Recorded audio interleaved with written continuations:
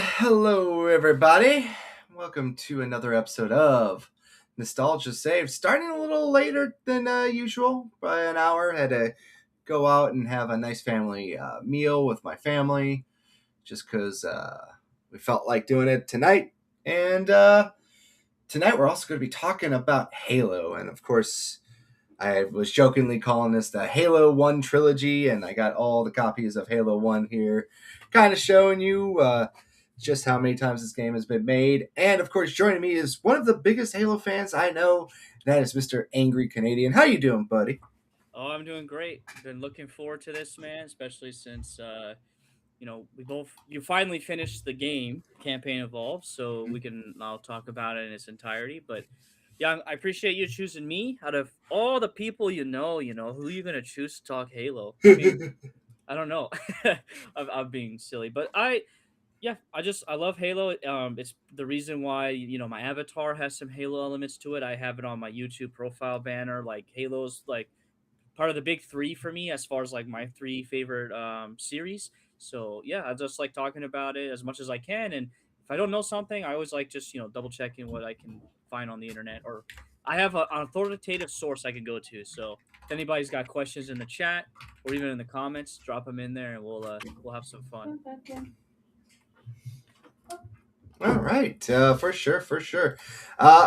Guess we could kind of get down to the obvious. Halo 1 originally released all the way back in the year 2001, 2001. I almost said 2026 for some reason. I'm just so used to saying that now.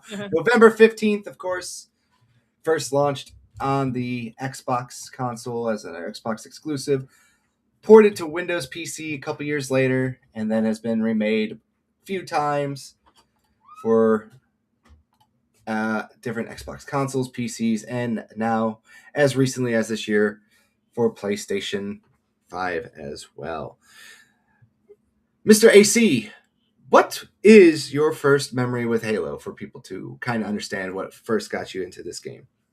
Yeah, so you know how everyone talks about like Halo 3 was everywhere. It's just everywhere. People knew about it. Everyone was hyped about it, even if you weren't a Halo fan. So I was one of the rare people that I didn't know Halo really existed. I didn't understand like what Halo was until 2010. And I remember as a kid, probably let's just say it was probably like 2006 to 2007. I was having fun in the schoolyard playing with one of my friends, excuse me, and they were talking about this thing called Halo, and I just had no idea what it was. They're like, "Yeah, you're like shooting aliens and all this other stuff." I'm like, "Okay, cool. I'm gonna go back home and play my Legend of Zelda, Wind Waker," because I only grew up on Nintendo consoles. So fast forward to 2000, and I would say early 2010, and a friend of mine at the church I was going to was talking about Halo again, but he was talking about Halo Reach, and I'm like, "What is this?" And I was like, "Okay." I looked into it, and this is around the time that, and I know this is kind of I don't know how you say it's like a weird thing to talk about now because of the current climate, but I was really into Roblox. Like this was like the early days of Roblox, like way before the creeping stuff that's happening now, like way before that. Yeah. And I was like a kid, so nobody ever came after me. Anyways, so Roblox, you basically it's like a game engine that you get to build like your own game inside of. So a lot of people would basically build and they would role play like their favorite franchises and series, so like Star Wars or Star Trek or Halo, for example. And so I had this clan, and we were doing like this modern military type of clan where we had like a rank structure and all this other stuff. But Halo Reach was like getting into like the zeitgeist of like conversations with the people on this community online, and somebody started making like models from the game, like the Falcon and the Warthog, the Pelican, of course, because at this point like Halo 3 and 2 and 1 were already out, so people had some references.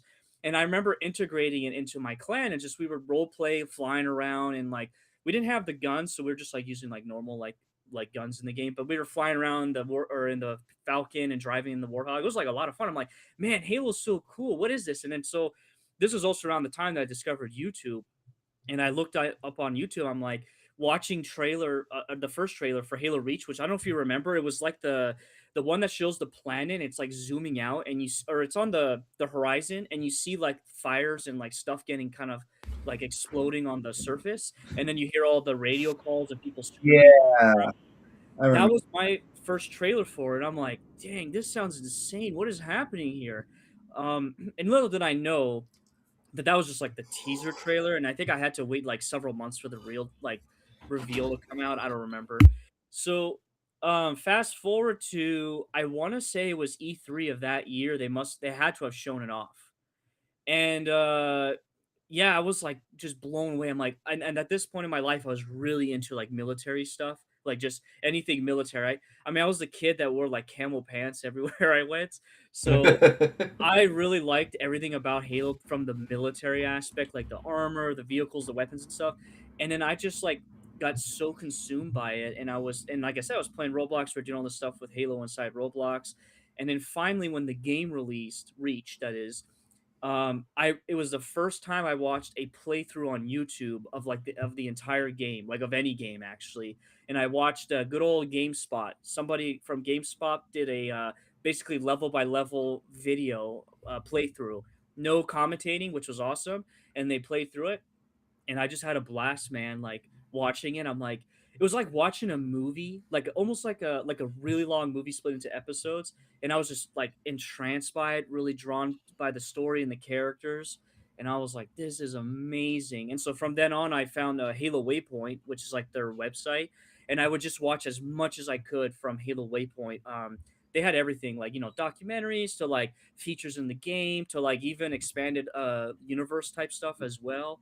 And it was just like that's where my obsession started, which like 2010 basically. Okay, okay, for sure, for sure. We got Mr. Nerd Polo joining us. Sup, gents? I'm finishing my bro's third act. But that oh, how's it going there, Nerporio? I'm like riffing right now. uh I was just saying, because you asked like maybe my first gameplay experience, like actually playing the game. We would have to fast forward to probably either 2010. No, it would have been like 2011, 2012, and that is when found out that Walmart.com of all places was still selling Halo Combat Evolved on the PC port. And at this point, I think I had a part time job, so I saved up some money, and I was able to like purchase it right away. It was only 20 bucks at the time. I still remember that. And I remember installing it on our home computer and just having a ton of fun, like just playing through the whole campaign. Because prior to that, I played the demo, the Combat Evolved demo on the PC, and just played that to death. And then I finally got to play the full game, and it was a blast, obviously. And Napoleon just reminded me here. I was reading the books too before I even played, or either before I played the game or around the time I was playing the game. I remember reading the books as well. So Yeah, so those were yeah, some really good books. Fall yeah, of Reach, The Flood, and what was the third one? I'm blanking on that one you right got now. First Strike, and then you also have Ghost of Onyx. Ghost Ghost of of Onyx, Onyx. Yeah. yeah. I didn't really like Ghost of Onyx, but that's another topic for another day. But yeah, um, So really, yeah, really, 2010 to 2012 is where I was like really, really into it, like just introduced to it and consuming as much as I could. yeah. I feel you on that one. My journey started a little bit earlier than yours by probably about 9 years. So there's that part. But I still remember back in the day the original Xbox commercials that were showing off Halo and just showing off the Xbox. And the only thing I could think of was like, this game looks stupid. It's like, why would anyone want to buy this game? What's an Xbox? And my dumb little child brain of the years 10 years old around this time, we were just like, what? I'm like, what's going on here? And eventually, I got to play Halo, and I'm just like, oh yeah, I get the hype for it now. So for many years, I can remember very fond memories of playing Halo 1 with my friends. We just have massive gatherings at one person's house. We'd all play on the Xbox, all yelling at each other to stop screen peeking. How'd you know where I'm at? What are you doing? We were not sophisticated kids. And, many fun memories from just playing the Halo series in general, but still, one of my favorite ones still is going to the Indianapolis 500 with my buddy Tanner, and our dads are driving us there, and it's just us in the back seat eating some cold Kentucky Fried Chicken, and we're just playing the Halo on a little CRT TV inside of his dad's minivan, and we're just having a grand old time, just playing this campaign on Legendary, going through the library for hours, just getting murked by all the rockets and the flood, and I'm just like, oh, this game is so awesome. And then, of course, one of the big memories about Halo that was also really good was, Red versus Blue really also Mm. added a whole second dimension of life. Just playing Halo. Then, after we're done playing Halo, we go over and we would watch Red versus Blue afterwards. And then it was very fun. One of my favorite things, one of my other favorite memories was in middle school, eighth grade year of middle school. People who aren't from Illinois, they might not know this, but people from Illinois, it might be different for schools. But my school system had a thing where every year the eighth graders would go down to Springfield, Illinois, the capital, to go have a weekend little trip to learn about the history of Illinois. So we would go to the Tomb of Lincoln, the state capitol, go explore different museums and stuff down there and learn everything about it. And at night, it became, the boys had their hotel room. You got to pick your friends you were staying with. And then at night, it became just a Halo Land party the entire time in Nice.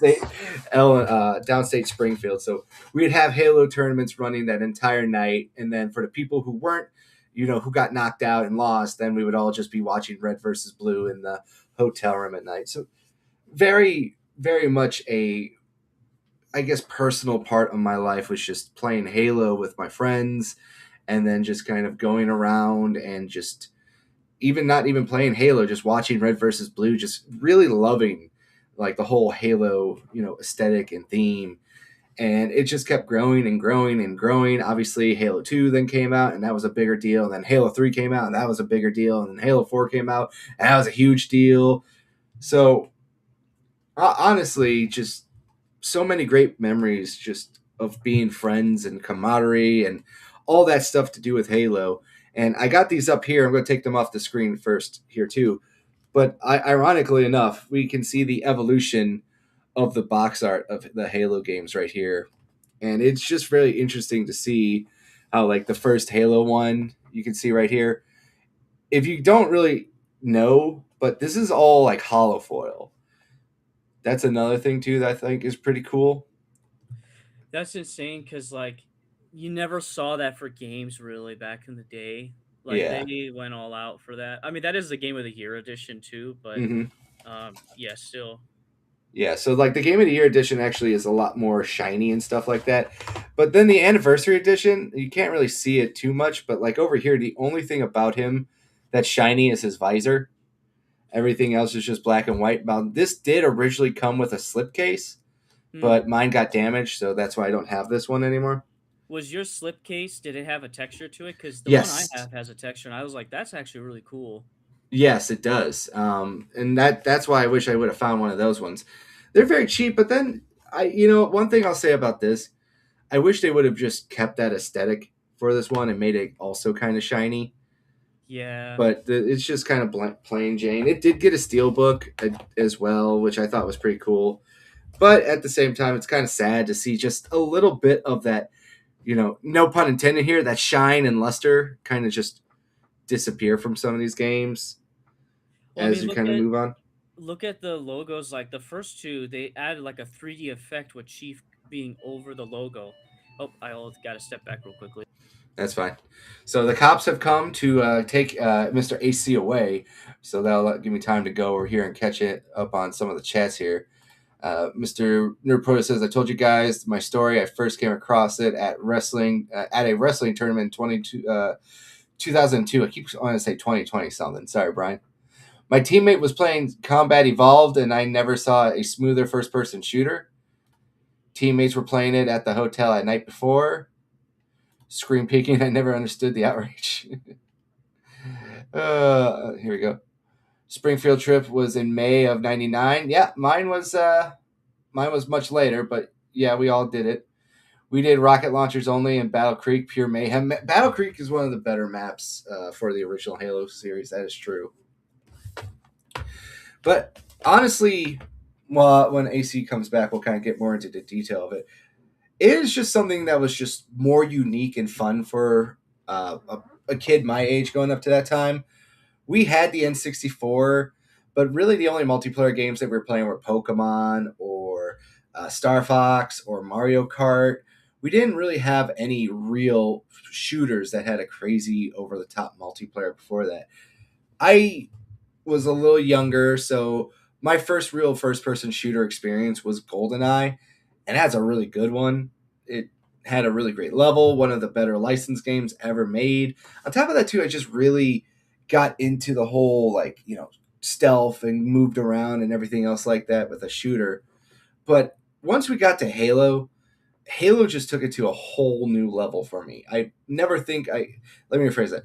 I don't think I ever saw a first person shooter that was this, well defined, straightforward, easy to play, felt very smooth and fluid until I played Halo. Every other one felt rigid and stiff. And, when they were releasing a bunch of the Halo killers, I could still go back and play Halo and just go, man, there's just something about this game that just was built right. Exactly. How about you, AC? What about the other shoot? Did you play any other first person shooters prior to this Halo? I should say. Yeah, so kind of going back, my the very first person shooter, if you want to call it that I played was Turok on the 64. That was insane because the controls are just really janky. It was like N64 first person shooters, and so that kind of came with it. After that, it would have been Metroid Prime on the GameCube, playing that. And then I want to say I played Call of Duty, like one of the original ones. I remember playing that for a little bit at somebody's house and just having fun.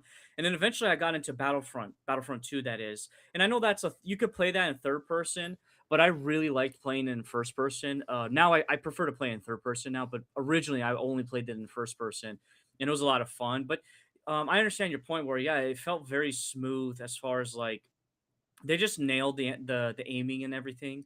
Um, Actually, now that I think about it, because I was playing it on the PC, so it was all based off of mouse, but it just the gameplay itself always felt just way smooth and more polished, and that's just a testament to Bungie. I mean, they took pride in doing quality control on their projects, even if there was like jankiness left over, but I would kind of blame that on the game engine because the game engine was just kind of hilarious. Mhm. But in terms of like the player experience, they definitely put quality control at the top. And I mean, they brag about how they at least the well, you talk about the first three Halo games, they they put a lot of testing and QA testing into it. So yeah, and it shows. It actually shows. I One of the things I always like to tell people is when you think of like the Mount Rushmore of gaming, and you start to pick like four games from any given genre. If I had to come up with one for first person shooters, the only two I can really think of is like Doom. Doom obviously set the standard, I think personally, for just making one of the best first person shooter engines, gameplay so well that it even has now evolved into a special type called boomer shooters. But I still prefer calling it Doom clones. And probably the second one I would always look to as the best example of a first person shooter. It has to still be Halo. And the only reason why I keep saying that Halo is still good is it doesn't matter what era you're playing it in. It could be the modern one, it could be the very first one, it could be the anniversary edition. There's something about that game engine, Blam, that just really holds up very well. Oh no, for sure. Yeah, yeah, yeah. I mean, it's and what's crazy is I feel like for the most part, but I've played these games to death. It only takes me like half a second to switch my tactics or whatever when I go from like all the Bungie era games. Obviously, like as the games go on, the tech gets better and better, so like there's more you can do, but the Mhm. core mechanics of it is still the same. Like you still the gameplay, like what you do and how you react in firefights and stuff is more or less still the same. And but then like it's easily transferable. I guess you can say, like, you're not like, it's not like the joke about when you play across multiple consoles, the controllers are like, the button layout's always different, so Yeah. like you kind of get confused. You don't get that with with the Halo games because of just how, like you said, the Blam engine and everything they built around it just is so, it's a seamless experience from one to the next. And when you play Master Chief Collection, you can obviously see that. Yeah, but you know that's true. I think you and I probably have at this point over a decade plus of muscle memory built in for how you play Halo. Yes. That I think that's just what it is. You know your hands just automatically start working just Yep. like riding a bicycle. They say it's just the same thing you play in Halo. Trigger to throw a grenade, other trigger to shoot, click the stick to zoom in, crouch, duck, melee, swap weapons. That's the one thing I just love about playing a video game that you love. You don't have to really think too hard about how to play it. You just instantly get transported back to when you were a younger person, no matter what age you are now, and your muscle memory just instantly takes over. Yeah, and I mean, not to like bury the lead here, when I what because I've been playing through campaign involved on the Xbox. It's my second playthrough, and Mhm. yeah, that's it. The muscle memory is right there. Even if like the game is very different in terms of like aesthetics and some of the physics and stuff, the core experience, I still think they captured it really well. The like how you do engagements and stuff like I said, it's literally muscle memory, and I'm playing with a controller too. Even though my first experience was playing with mouse and keyboard, it's still very much the same. And yeah, it's kind of magical, I guess you can say, just how you play a game so many times and muscle memory just takes over, and it's not boring. You're still having fun. So That's like what I said though. It's just like a sign of a very good game that holds up throughout the yeah, generation. And I played a lot of first person shooters since then, and just there's always these games that you play even nowadays where you go like, man, how can these games just not feel good, especially in the year that we live in currently, where I'm just playing a game and it's just like the guns just don't feel tight, the action feels loose, the reload just doesn't feel the same. It is so hard for me to explain this, but like when we talk about like other games like Far Cry or Battlefield or something like that, I sit there and I go, man, it just doesn't feel like these guns have the same kind of weight when you shoot them. yeah, They don't have the same kind of weight when you're reloading or moving around. And even though I'm just moving a mouse or a controller or joystick or something, whatever, I just feel like there's nothing behind this character. They feel too off. And then you go and you play Halo and it doesn't really feel any different. The reactions just feel like perfect. The zoom in just feels perfect. The reloads feel perfect. The gun bullets feel like they have some weight, and they have like really good sound effects and stuff like that too.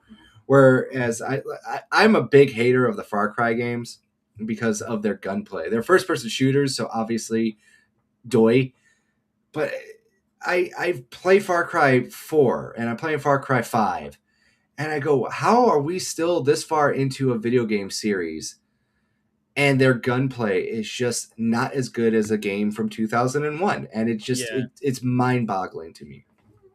To kind of give a modern example as well. So, like, I just got done playing the 2022 remake, or not remake, reimagining, whatever you want to call it, Modern Warfare 2. And then last year I played, and I've played this is my first time playing it, but last year I played the 2019 Modern Warfare, and it was like my third time playing through the campaign. There's a night and day difference, I feel like, between the two campaigns. Like the 2019 one felt way tighter. The guns felt like like you said, they had weight. The sound effects for the guns made it sound like it had like real metallic weight to it, like feel to it. The sound, like the when I mean sound effects, like the chambering, the bullets ejecting, obviously when you're shooting, but everything about it just felt like, wow, this feels like you're actually shooting real weapons. Whereas like Modern Warfare 2, some parts of it just was like, what was going on here? Like some weapons sounded great, some didn't. I don't know. The last time I felt like a game that was really, really good, like when it comes to feeling in the gunplay, was Timefall 2. I thought Timefall 2 had some of the best gun play or gun action, whatever you want to call it, um, in a long time. And it's a shame that EA put it out to the pasture, or put it out the front lines to die. before Battlefield came out and after Call of Duty released. Because Yeah. that I'm telling you, man, if we would be living in a different world if Titanfall 2 was on its own and it survived. Because I yeah, that the game, like I said, the gameplay was just pure bliss, and it was done by Respawn, which was a bunch of old Call of Duty devs, and they knew what they were doing. So, um, anyways, yeah, it was that would be my example. Yeah, so speaking of example, we could kind of start talking about the motley crew of characters that we come into, and the first one that we kind of have to say is the big green himself, Master Chief, aka Spartan 117, aka John, aka Master Cheeks. If you watched the John Paramount Halo. series, John Halo, Master Cheeks, whatever you want to say. Ironically enough, the funny thing about Master Chief, and this one has always been very fun for me, is if you grew up around here in the Chicagoland area, you would tune into a local radio station called 97.1 FM The Drive, and you would always be treated to the voice of Master Chief every day on the radio station because he is played by voice actor Steve Downs, who was also a DJ for the Chicagoland area. And I always thought that was the funniest thing for me because 97.1 FM The Drive out here, and I don't know if it's still around, but it used to be the FM radio station for old classic rock and roll music as well. Nice. So it was always kind of a treat kind of growing up to go like, why do I know that voice? And then of course later on you get the internet and you're able to find out, oh, Steve Downs, he's the voice actor for that. And of course, as we all know, for people who may not know, Bungie used to be a Chicago-based studio. So it does feel like a lot of these people actually were big fans of the Drive, and that's how they discovered him. But I other than that, just very straight to the point. Didn't say too many lines. Let his actions speak louder than his words. You know, very cool armor. The green I thought was a very good choice for them to go with because I feel like it just really symbolizes, like you said, that military vibe that they were kind of going for. That kind of paintball biker helmet, and I want to know, like, what is your thoughts about the Master Chief overall? Well, yeah. You know, so like originally Halo Reach is what got me into the game or the series, and like I liked the different colors of the Spartan armor and the different configurations and stuff. But once I finally found Master Chief here and was playing Combat Evolved, um, even though the game felt more like sci-fi than military fiction, like to me Halo Reach feels more military fiction sometimes, but Mm, Combat Evolved is more like actual sci-fi. That really kind of sold me on the series even more because I was into Star Wars, the Clone Wars at the time, some more military related stuff, military sci-fi. But yeah, the green armor man, like I mean, it's just that no one can disagree that the classic Combat Evolved look, like that armor is just like really iconic. Like everyone, I mean, it's just you see it everywhere. You see it in memes. People love using it in photoshops and stuff like that. It's just iconic. Like like you're talking earlier about like Mount Rushmore gamings, right? For FPS games, for example. mhm. Like it kind of it makes sense that you have to choose Doom and Halo because of the two characters being the mascot, like the main characters' mascots. Because like think of like Call of Duty. When mascots in Call of Duty, when every game it's like a different character for the most part. So Right. like with this, it's like you see it's like a lighthouse. You can see him is off in the distance, and you recognize right away that's John Halo there, and that's who I'm gonna go and go fight. I'm gonna set my mark on. So, um, yeah, I like the gold visor or the orange visor that they did. I mean, like it's just I love whenever they do like merchandise or advertisements and stuff. I love the gold and green combination. Like for the controllers. I mean, the Halo 3 console had that color scheme as well. Yep. I love the coloring that they did with that, and obviously the offset with the aliens being like the purples and blues, kind of just really visually distinguished the two different sides of the conflict. So, yeah.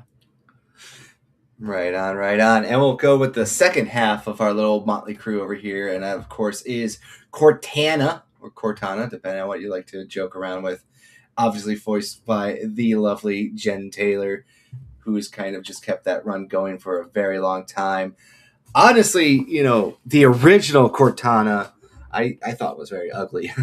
Oh yeah, bro. People are lying if they think it was like an attractive or some sex icon or something. Because Yeah, it no. she looked like an old lady, like a 40-year-old, 50-year-old old lady in the original game. She looked like, every time you see like a 60-year-old lesbian who smokes. That's what Cortana looked like in the first game. Yeah. She just did not have like that very good look about her. And then obviously, her design has improved very much throughout the years. Halo 2, she looked amazing.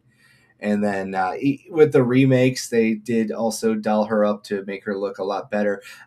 Speaking of that, like one of the weird controversies online, people are saying like, "Oh, the Cortana and Campaign Evolved looks ugly," and I'm like, "Have you guys ever seen a woman after a certain point in time?" I feel Yeah. like some of you just like call every woman ugly after a point in time just to stir up controversy. Because Yeah. That yeah, it's that they're afraid of their own shadow, and then corn brain is like a real issue with people these days, and they don't go outside and see, there are attractive people out there. You got to find them. You're not going to just see them all the time like you do on the internet.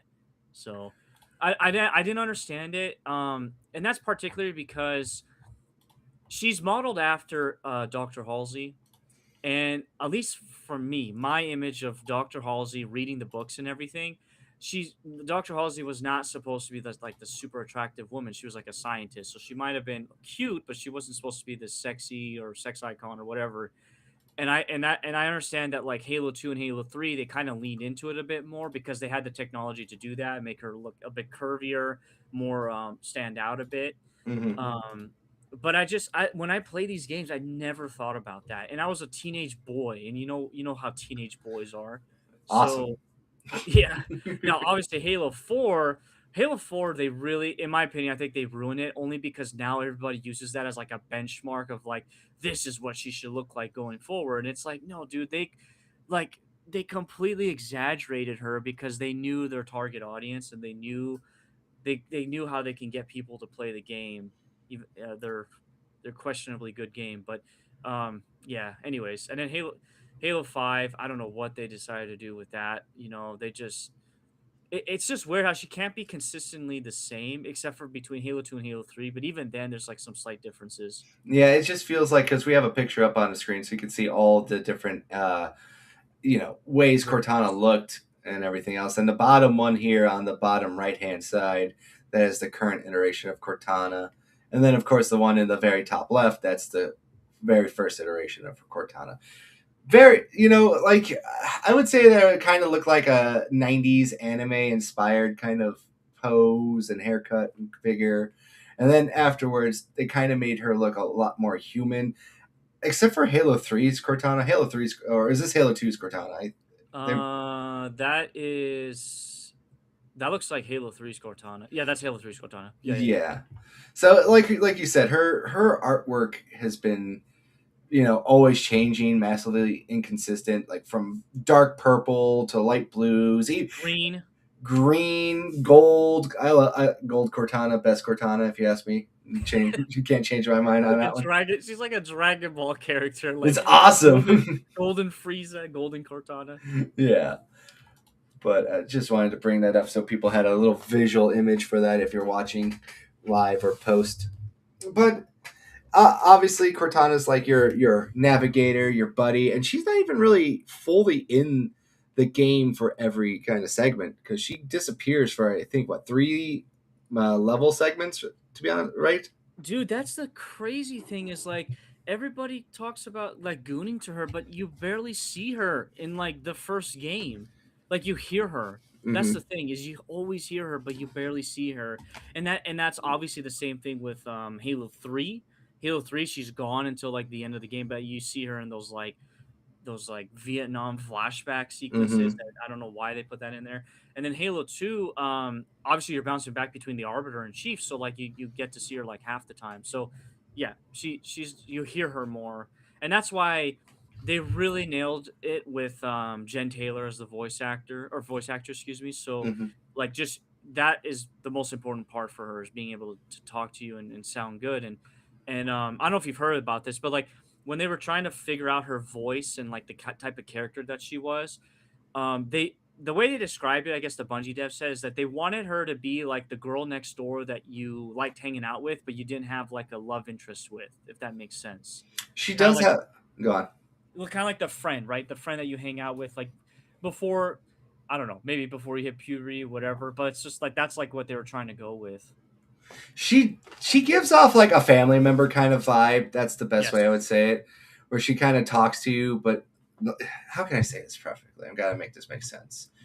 So like when you listen to Cortana, she gives you kind of like a sisterly kind of tone when she talks to you, Yeah. where she's like not like trying to like be sensual or seductive, but she's like talking to you like, oh yeah, we were just out here doing some stuff, Master Chief, or everything else like that. Yeah. Let's go this way. Oh, there's some survivors over there. Like she delivers it so well, like her lines that they are, they're not like overly talkative lines, but she just delivers them very well. Yeah, and then you get to Halo 4, and that's when they really wanted to get into more of the emotional side of things. And same with 5 and Infinite. And like, I don't know, like I'm hit and miss depending on what it is or how I feel that day. Hmm. Um it is weird, but anyways, yeah, like the first 3 games, they definitely nailed her interaction and whatnot.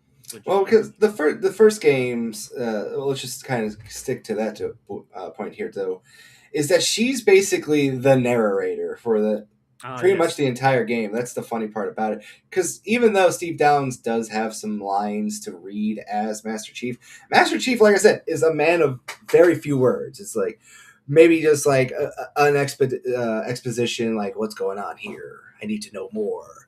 And then it's like you do stuff for other characters in the game, but he just kind of just does it. He's going around, he's murdering, elites, jackals, grunts, just going insane on them, just like get out of my way, hunters.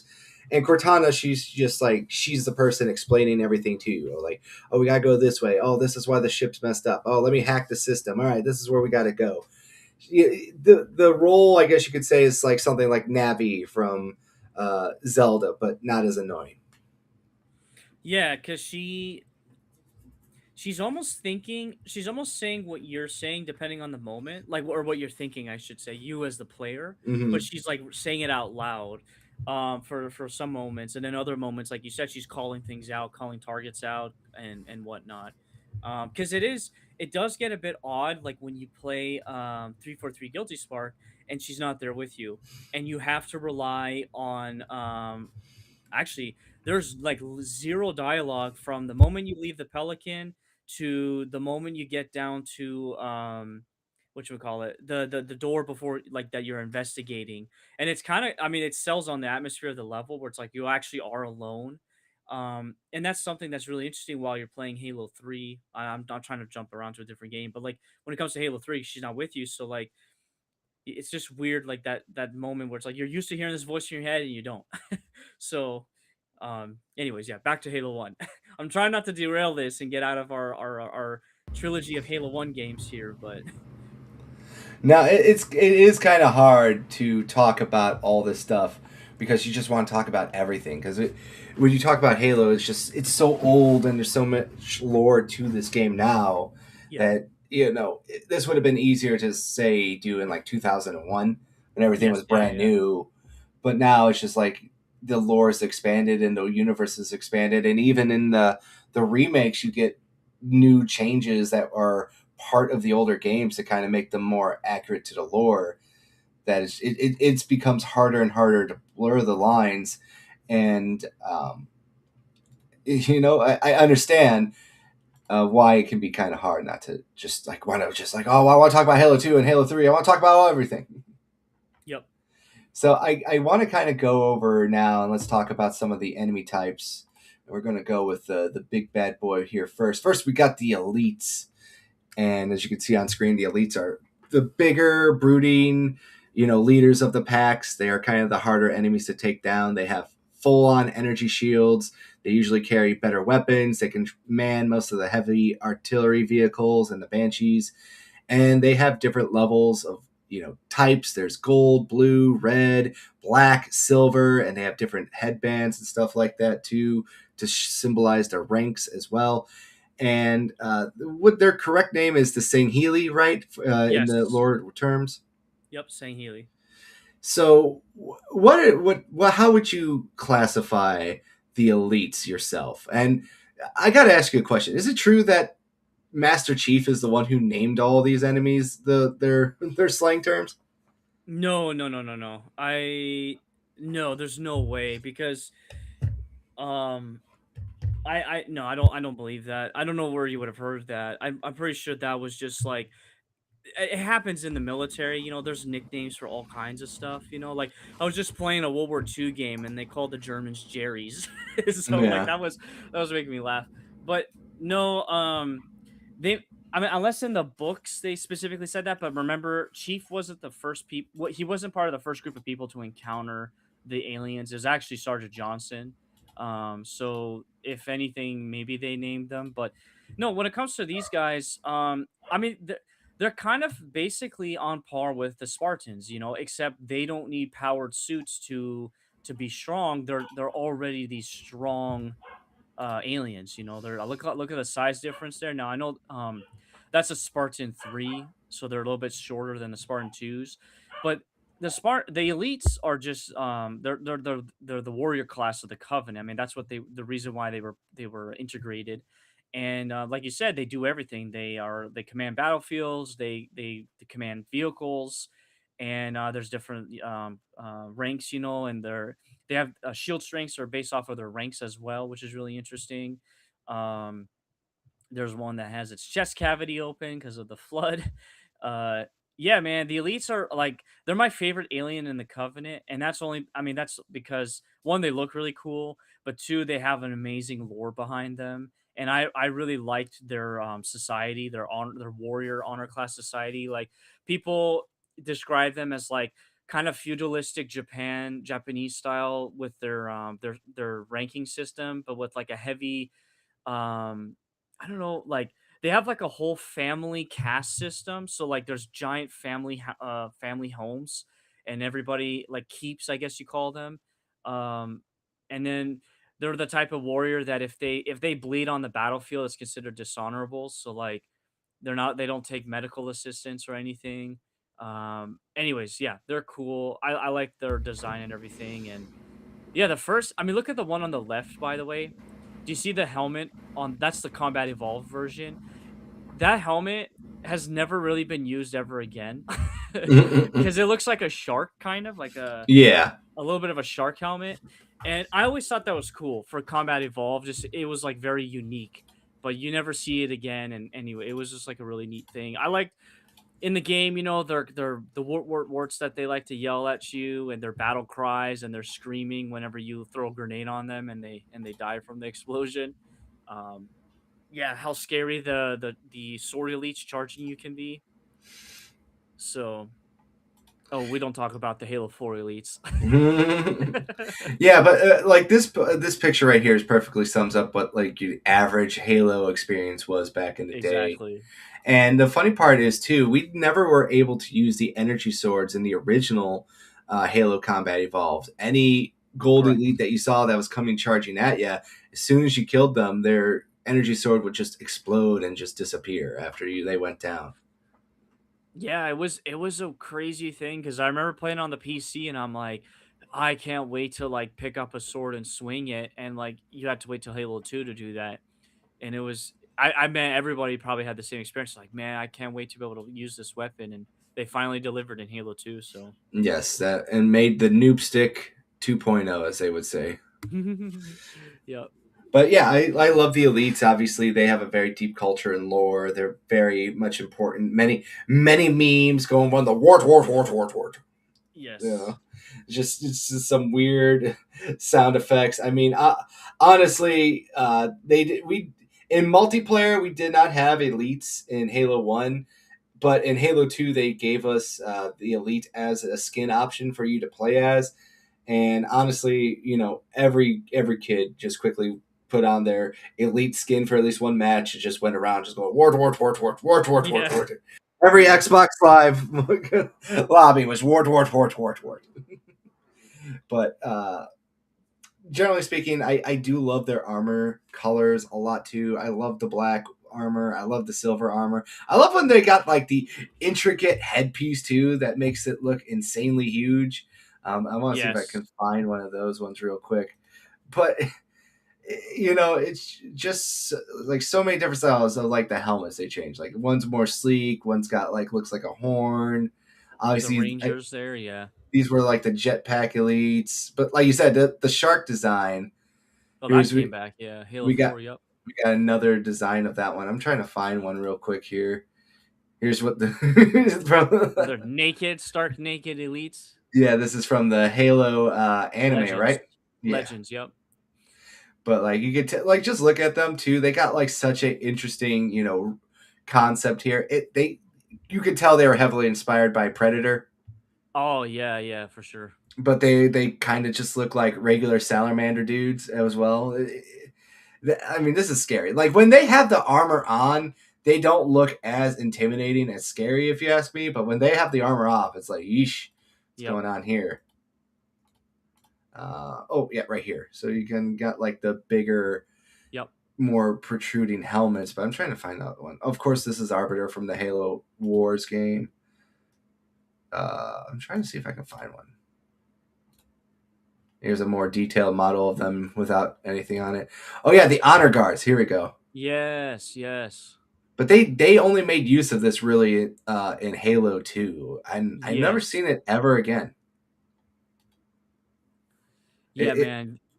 it was such a The good elite design. the elites, dude, like, and it was cool that in Halo 2, and I know if Naporo's still listening because he's a big fan of Halo 2, like they expanded on the lore with them, and they gave him talking, like they spoke. Oh yeah, that ridiculous Yeah, headpiece this is the ridiculous ultras, headpiece. I yeah. finally found one. Dude, look, it looks like a shield. Like it legit looks like a shield on his head. It literally looks like, no joke, an Alien Queen helmet. That's what it Oh, looks that's like. true. Yeah, that's a good point. Yeah. I just couldn't believe it. I'm like, what is this charging at me, and how come I, like I can't miss this headshot on it, but like I said, these are more used in the other Halo games, obviously later on, but they were really just like very much experimental with much of the elite armor. That's for sure. Yep. Comparatively speaking to every other one out there, the elites have the most intricate and interesting armor design choices that just range so incredibly well. And of course, like we said before, depending on the color, blue is like the lowest rank, and then it goes all the way up to, is gold the highest rank or is black the highest rank? Gold is blackest was reserved for the stealths. Well, in terms of just in the game, lore wise, it's different. But like the game itself, yeah, the stealth, the special forces guys were blacks. Minor elites were blue, major red, ultras were the whites or silvers, and then the golds were the commanders or generals. Yeah. And like when you ran into one of those guys, he was just charging right at you. It just Yeah. did not care. And I mean, it was beautifully done because of gameplay, right? Like, if Hmm. as you playing while you're playing the game and you see the blue elites, you're like, okay, I know I can beat him in like 4 headshots with the Magnum. But then you run across a red elite or even a gold elite, and you're like, okay, it's gonna take more than like 6 shots or 8 shots to down these guys. So like, even if it was done for gameplay reasons, the coloring, it still like did a really good job. Just the greater lore, like they're stronger because of their armor type, and whatnot. It was really cool that they were able to do that. Right. I agree. Do you have anything else you would like to say about the elites before we move on? Any favorite memories, memorable moment that you can recall? Like, what is there? Was let me rephrase it. Are elites one of your favorite enemies to fight, or one of your dreaded ones? They're my favorite because um I wouldn't say they're the easiest, but they're like a little bit more predictable and a little bit more, you can contain them better than like the brutes or grunts are just grunts, right? I don't like Hmm. fighting jackals as often because of the shields and everything. But what made it fun fighting the elites was just like their voice acting, right? Like if you like I said, if you throw a grenade on them, they like scream at you, and the blood curdling scream when they die is like, yeah, it's like so loud. And then like the when if you especially on some levels when you kill them from up high above and they like fall to their death, the scream from that is like really funny. So they were just fun they're a bit of a challenge, but still fun, like a good challenge. Catch the holy flame. That's more of a new thing too. Like in campaign evolved, right? They were way more talkative than I can remember, and that's why I wanted to bring you on here too, because we're kind of talking about like the original campaign, and of course the newer stuff.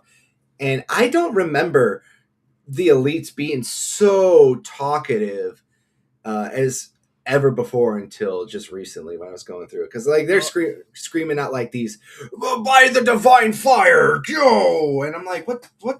Am I kind of gaslighting myself? It's been a while since I played the original Halo 1. I think it was like a couple of years ago you and I played it, but I don't remember the elites being so talkative until campaign evolved. yeah, they the only talkative enemies were the grunts, and that's because they had the funny lines that Joe Mm-hmm. Staten had written for them. No, they made him way too talkative in campaign involved, and a lot of the dialogue made no sense. Like they were calling Chief a heretic, which just like that doesn't make any sense. Like it's the Arbiter was the heretic to them, um, specifically at the second half of the game. But yeah, it was weird hearing them call Master Chief a heretic. It would The have been funny if demon. That's the one that kind of caught me off guard. I'm like, why are they calling him the demon? Well, they would have called him that. They started calling him that in Halo 2, and That's that's what I because of the mean. reputation. Yeah, that was because Yeah. of reputation. So hearing that, I mean, okay, so just a little bit of lore stuff. They called Spartans demons, like plural, Yeah. oh, it's a demon, or there's a demon here. But the demon was obviously reserved for Chief because of his accolades, Hmm. specifically of Combat Evolved, the Halo ring exploding. So Yes. yeah, that I don't know what they were thinking with the campaign involves dialogue, but like you were I think you're right. Because I just played the original game a couple weeks ago or last month, excuse me. They only did the warts and they're screaming and yelling and charge attacking you and stuff. I don't remember them speaking English, if that makes sense. Like I just don't remember hearing that. Obviously, like when we first played Halo 2, they added more dialogue and lines, and they went with like, oh, we got the translator and stuff. Like even in the books, they kind of said like, well, technically they all know how to speak human language, but they don't like to do it. Well, yes and no. So like it's kind of funny. The prophets, they can speak English or human language because their mouth and jaw structure can do it. The Mm-hmm. elites, because they have the split lips, they actually wrote it in one of the books. They can't pronounce their p's correctly. Um, they or P and H as well. So they like for example, one of the characters in one of the books, his name is Phillips, but they call him Phyllis because they can't pronounce the P correctly. So they can speak English, just sometimes some of their words are not going to be as accurate. Now that might be a bit contradictory because Arbiter speaks a lot, so he might have said something. I'm pretty sure he did with the P word or anything with the letter P in it, and it sounded fine. But I mean, that's a bit different. That's game voice acting. So Yeah, they didn't go as deep into the detail about that. Well, listen, if we want to talk about deep details in the books, there's some weird stuff that they do to the Arbiter later in the books, right? So, but keeping it very simple here. It's just like there is some consistent lore stuff that you can tell they did, and then there feels like there's stuff that they kind of took a little bit more liberties with to try to appeal to nostalgia berries a little bit. yeah. But if you were more of a savvy Halo guy, you kind of sat there and you went, I don't really think I agree with this choice for what they're doing. Obviously, it does feel like, in my opinion, and I want to know if you agree with me on this one, they just recorded a bunch of like elite lines just to get them set up so they didn't have to record them for any other future Halo game that they remake. Are you talking about campaign involved specifically? Yes, Oh specifically yeah. campaign evolved. No, I agree. And whenever we get to talking about campaign evolve, I have some thoughts and ideas about a lot of the choices they made. But no, you're on the mark. I think you're on the mark there for that. Yeah, that's just my personal. I can't prove that it is not laziness, but I can also put a pretty good guess as like they just wanted to save time, and I think they just said we're going to save time for future projects by just putting all these voice lines in this Halo game without really like over. committing to like the future. Obviously, we'd be campaign involved. We're getting a Halo 2 remaster. All right, it's going to happen. A remake, yes. Remake, remaster, yeah. And to be honest with you, that's another story for another day. Um, Moving on to another enemy. Probably let's go with the more iconic one, I think, for the fan favorites, if you ask me, and that is the grunts or the ungoi, as they are called. Yes, the good old Ngoy. So basically, grunts, everyone knows.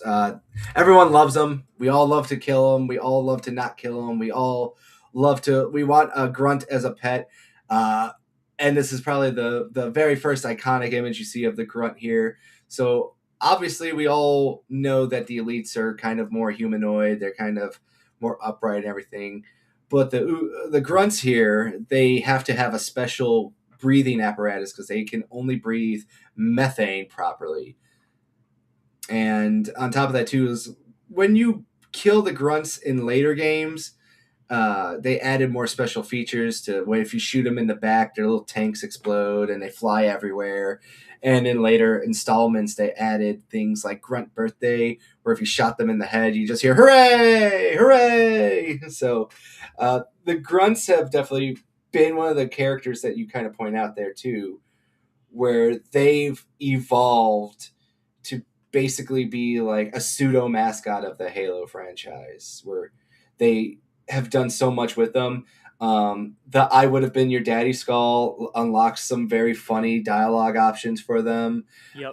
They go great in packs, and they have like more courage in packs. But if you take out the elite, they got elite run, and they just run, and they make like insane scared sounds. They throw their weapons everywhere.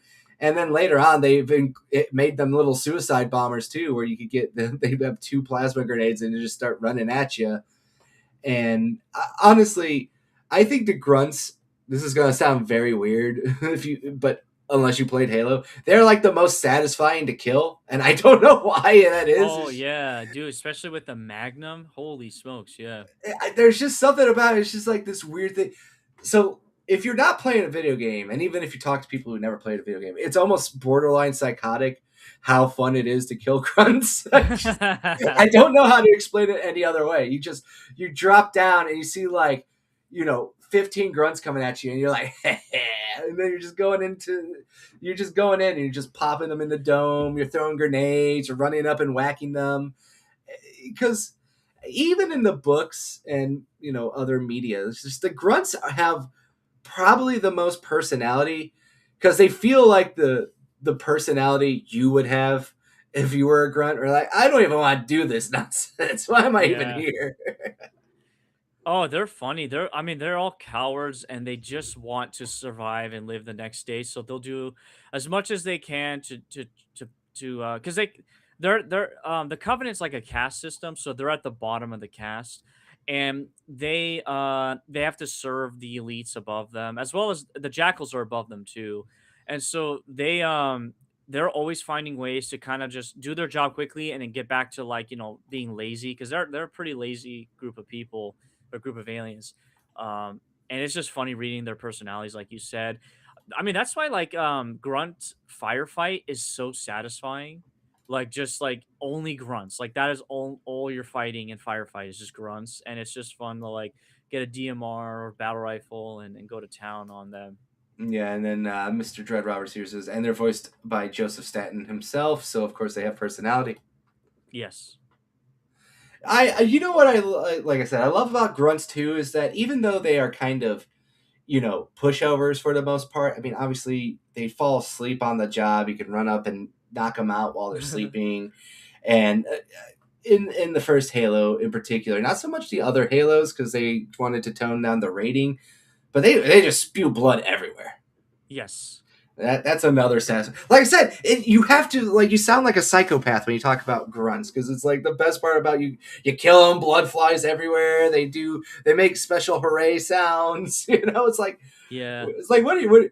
They're just fun to kill. They purposely made them fun to kill. All right, I'm not gonna lie to everyone out here. Yeah. But another thing too about the grunts is they also have a variation on design and different tactical units. Like you can see here a lot of their backpack designs are just so different, unique. You got like the humpback, we got like the split back, we got the more tower back as we see over here, and then of course we got like the ones where they are not technically properly, you know, gruntified.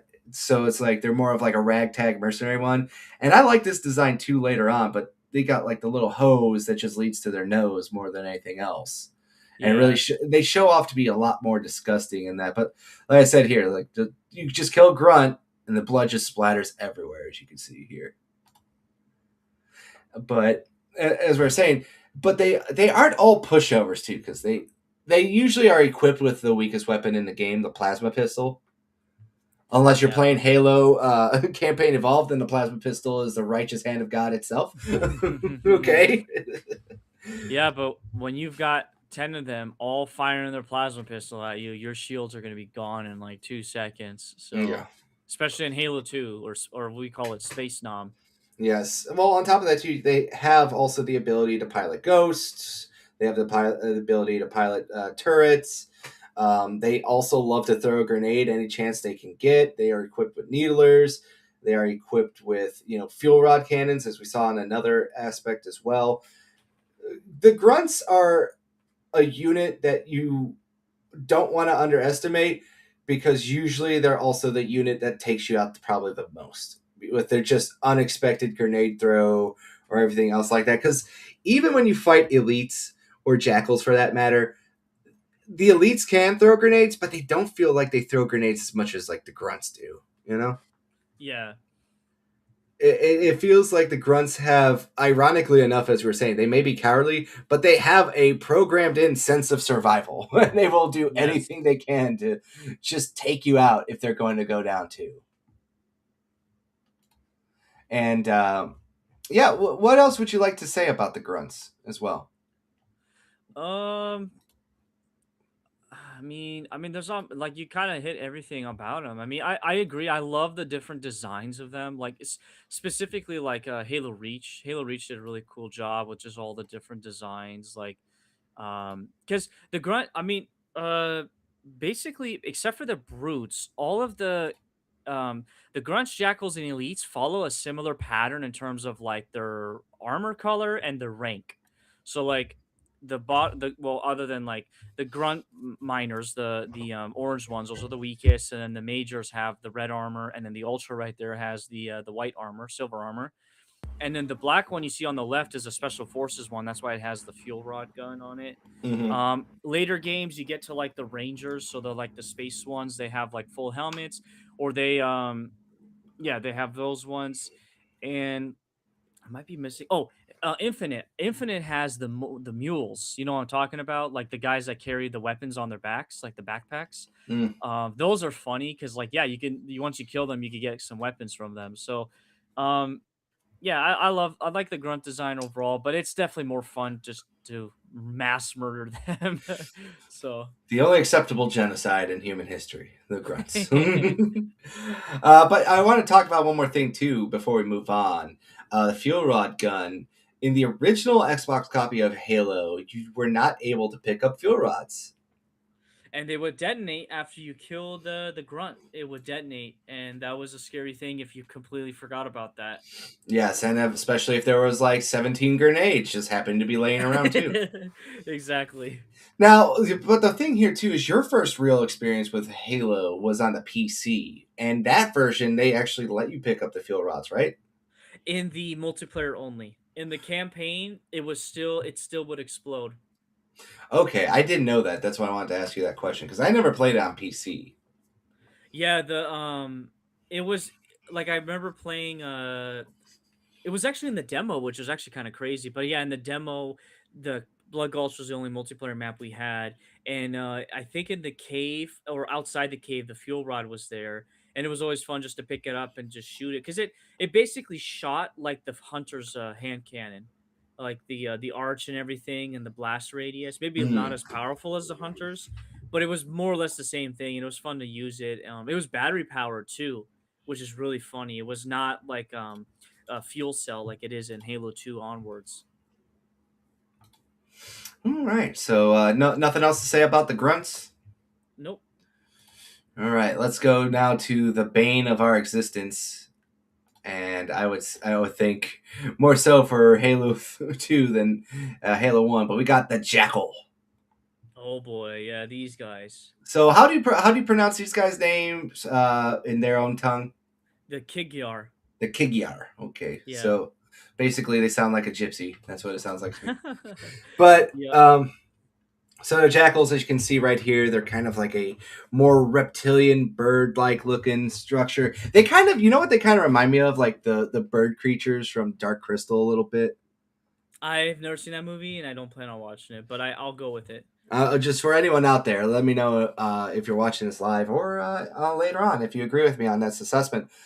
But they're very fast and slender kind of creatures. They have like their big little energy shield, which is funny because it's just an energy like actual shield and not shielding that surrounds their whole body like the elites and Master Chief get.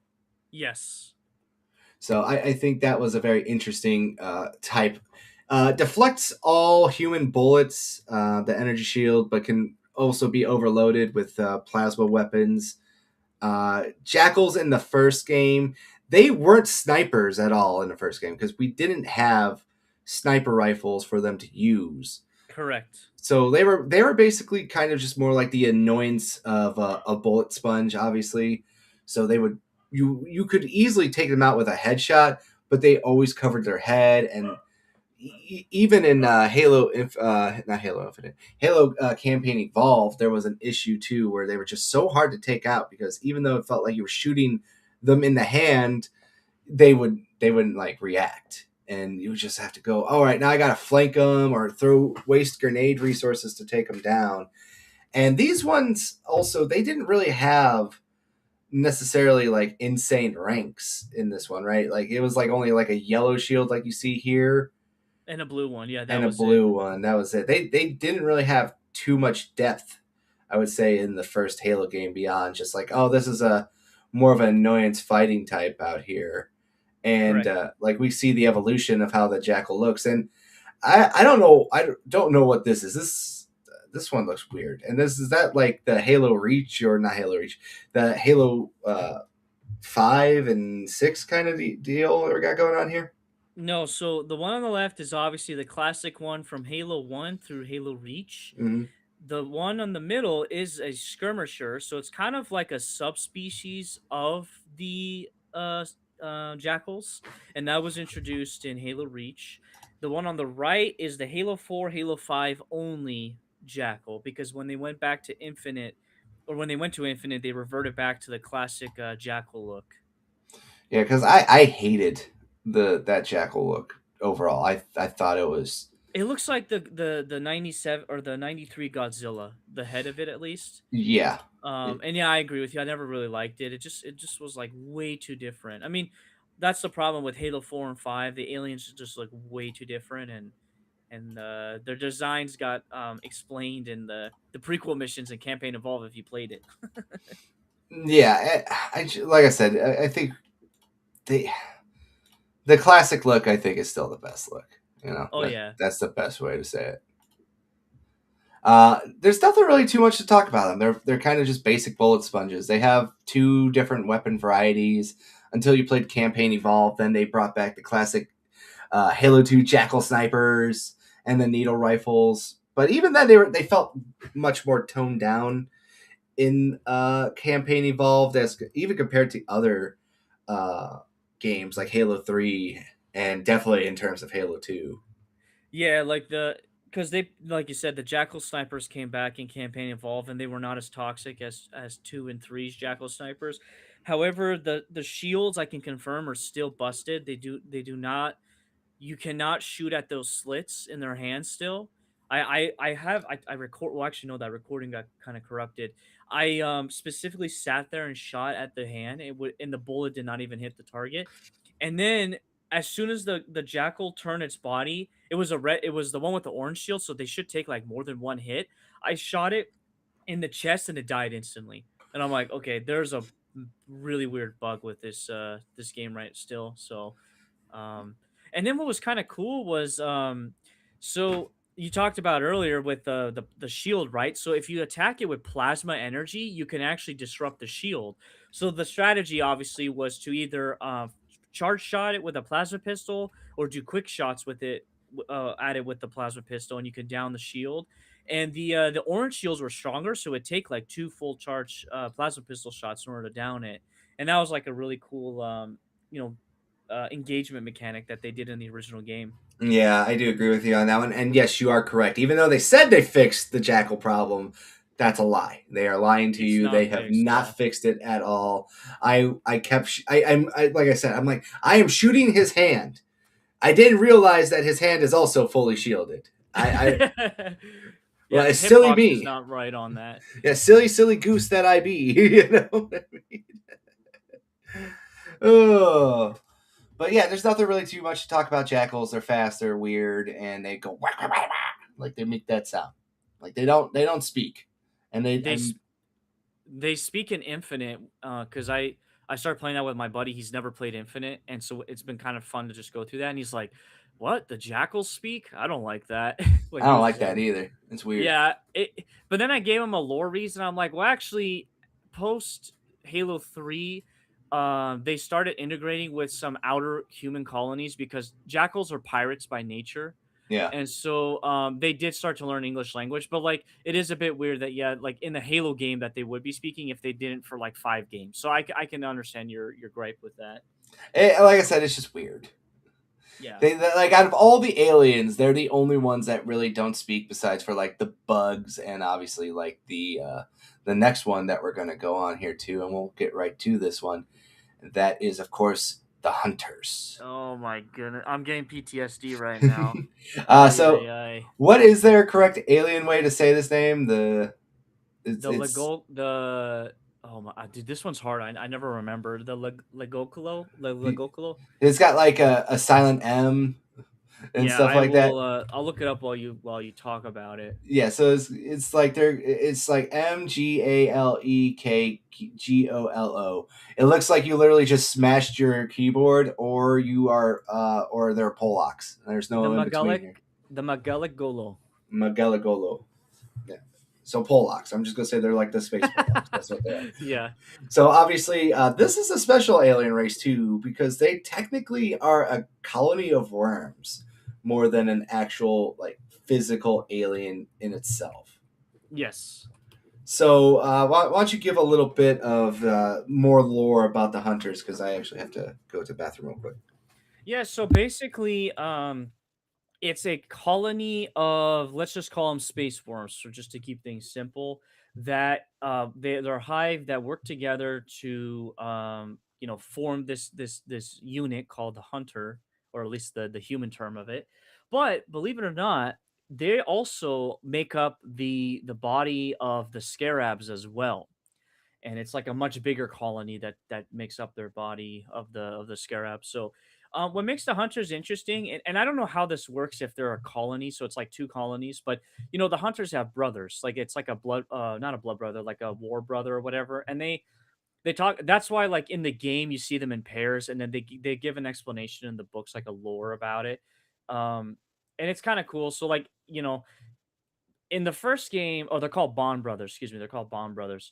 Um, and what happens is in the first game they didn't implement this, but like in later games, if you killed one of them, the other guy would go berserk. And they specifically harped on that with Halo 5, and I remember that.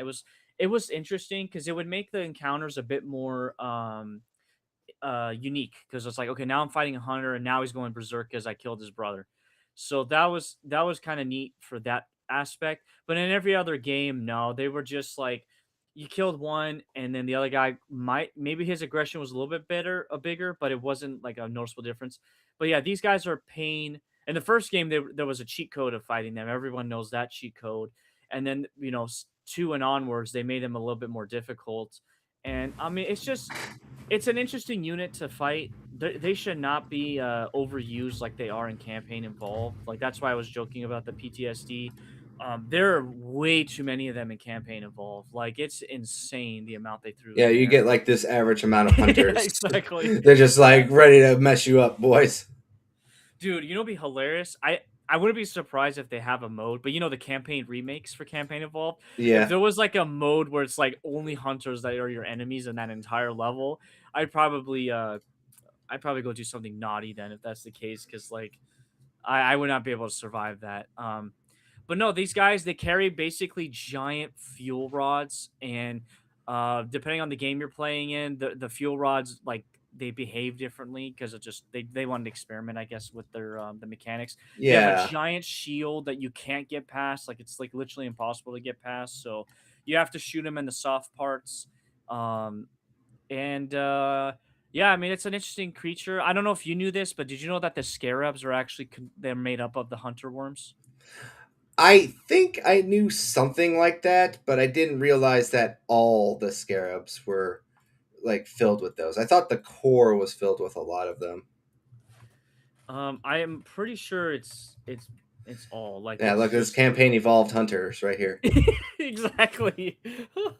Well, you're at the end of a level of campaign evolved. Here's how many hunters you have to fight. Yep. It's just- so like I said, I had to step away for a second, but you talked about how they always hunt in two pairs and everything.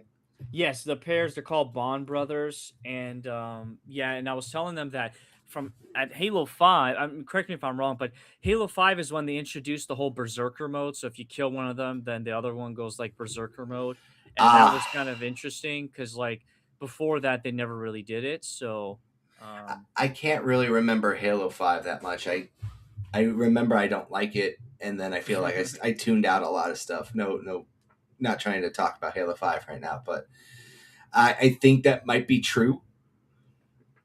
But I also want to ask a question because Halo campaign evolved. They added. Did they add blowing off pieces of the armor of the hunters in this one too? Yeah, so campaign evolved. Yeah, the backside, you can destroy the back plating or knock it off, I should say, and then it exposes a weak point, and then you can one shot the weak point. Um, a lot of the other, I'm trying to remember what other Halo. I think Infinite had it, but like some of the other Halo games had this too. But yeah, this game, I mean, come on. Did you really think they were gonna bring back one shot hunters, like one shot one kill hunters in this remake? Like that was Yes, not gonna happen. yes, I did. No, stop it. You're lying. You're lying, Morgan.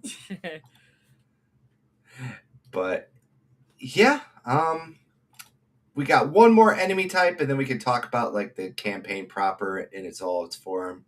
And of course, you would be remiss to not talk about the guys that brought us here, and that is, of course, the Flood. And Yes.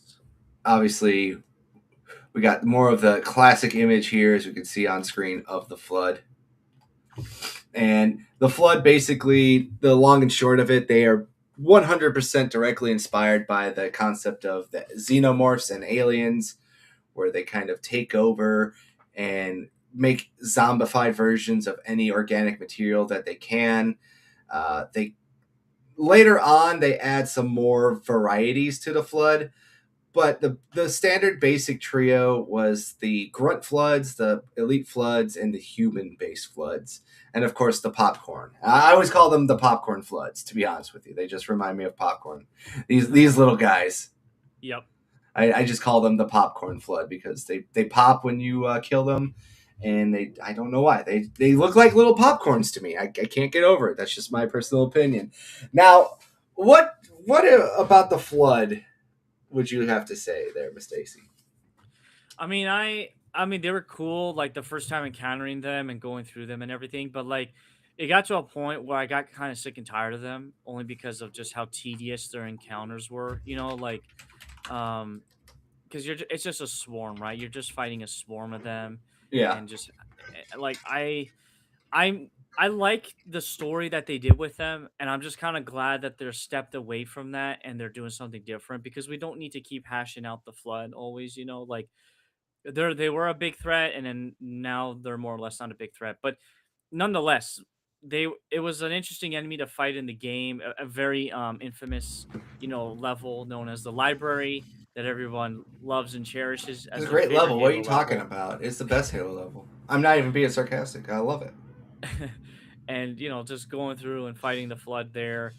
Um, yeah, I mean you're right. Like the poppers, the human and the elite, uh, versions of them, and then the carrier forms. The ones that explode like rockets whenever you shoot them. Yeah, the Uh, poor the poor grunts keep getting gruntified, as they would that's say. right. Yeah, yeah, yeah. So go on.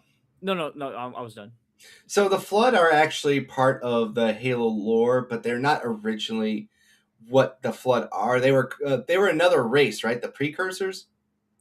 So this is where this is where I'm gonna get like fact checked, and I'm gonna have to look it up. So basically, the flood, they were precursors, but the origin of them is something to do with like you're not gonna believe this. The precursors found this like, and I'm gonna be really silly about it. They found like this gold dust in the ground, and they were like, "Oh, this gold dust is amazing. It has some great medicinal properties or whatever." And then they started feeding it to their dogs or animals and stuff. And because they started feeding it to their animals, it caused like some mutations, and then those mutations evolved into the flood. And apparently, it was done as a way of punishing the precursors or something because of like some stupidity that they did, like hundreds of thousands of years ago. And like that's like the lore of the flood or whatever, is that they were it was something created by some deity as a punishment or whatever. Listen, um Halo lore is not exactly that smart or interesting. it's not as airtight. Yeah, It's very loosey goosey, especially when we start leaving the realm of the alien covenant wars and everything else with like the forerunners and everything else. It goes off into the weeds very much. Let's just call yeah. a spade a spade. People like will talk about Halo lore, and they will try to act like it's this infallible, like written down like thing. And the truth is, it's like, look, once they started running out of runway Oh, and they have to start creating more lore, it started to get very fast and loose. All right. I made a mistake here. So the precursors were at war with the forerunners. The Mm-hmm. precursors were choosing humanity as the rightful heir to something known as the mantle responsibility. So kind of like the caretakers of the galaxy. The Mm, forerunners didn't like that, obviously. So they went to war against the precursors. They basically beat the precursors. The remaining ones turned into that dust that I was telling you about, that gold dust, and mm. they're the ones that became the flood, and they transmuted, and that's when they started fighting against the forerunners as the flood, and that's how they were able to get their revenge for quote unquote getting destroyed in that interstellar war. So yeah. So, real quick here, for people who are confused, this is what the precursors turned into. This is gold dust. Oh my word, I don't even know what that is. That's disturbing. But Oh, okay. So, quick side tangent. Back in the day for WWF, there was a wrestler called Gold Dust, and this is what he is. oh my goodness. So this is the problem when you start talking about Gold Dust. I can't get this image out of my head, so I just go like, okay. So the precursors went from you, That was on accident too. yeah, they went from like weird aliens to WWE Dusty Rhodes Gold Dust himself. That's That's all, funny. that's all I really wanted to say. I wanted to make that really lame joke. But as we get on more, like we see some really cool, I want to say, mutations with the flood and everything else like that. Um, we run it. So this is what I mean, real quick here, by when I say the poor grunt floods, and this is what they are. At the end of the day, they become these horrible monstrosities of Yeah. basically a. So you probably, I know you didn't see this movie, but does anyone else in the crowd ever seen a movie called Slither? And there was that one scene where this woman just becomes this like giant just pod of like just pure consumption, and then she blows up and all these other little slither aliens come out. That's basically the same concept for the flood, these flood pods, is that they take a grunt body and they basically turn it into like an incubation chamber for many smaller little flood pods as well. That's gross. Looking at a photo right now, and it's kind of grossing me out. Oh, you looked up the woman from Slither? Yeah. But yeah, And of course, as we get into the other game, they started to have more of those fun mutations where like they will actually go into the body of dead Marines and elites, and they'll actually transform them in later games. Which I want to know if you agree. I saw someone say this on Twitter, and I do agree with you with it. These people about it. Why didn't they bring that to the campaign evolved one? You know, They did the reanimation.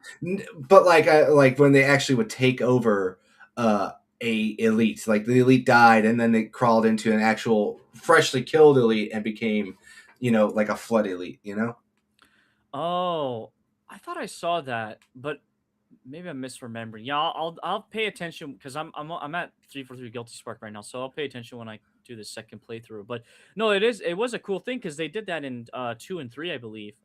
They did it in What you're 3, but talking they about. never did Yeah. it in 2. Okay, okay. Well, But yeah, I get your point. It is pretty neat, and you get to see it live, and it's a bit disturbing, but yeah.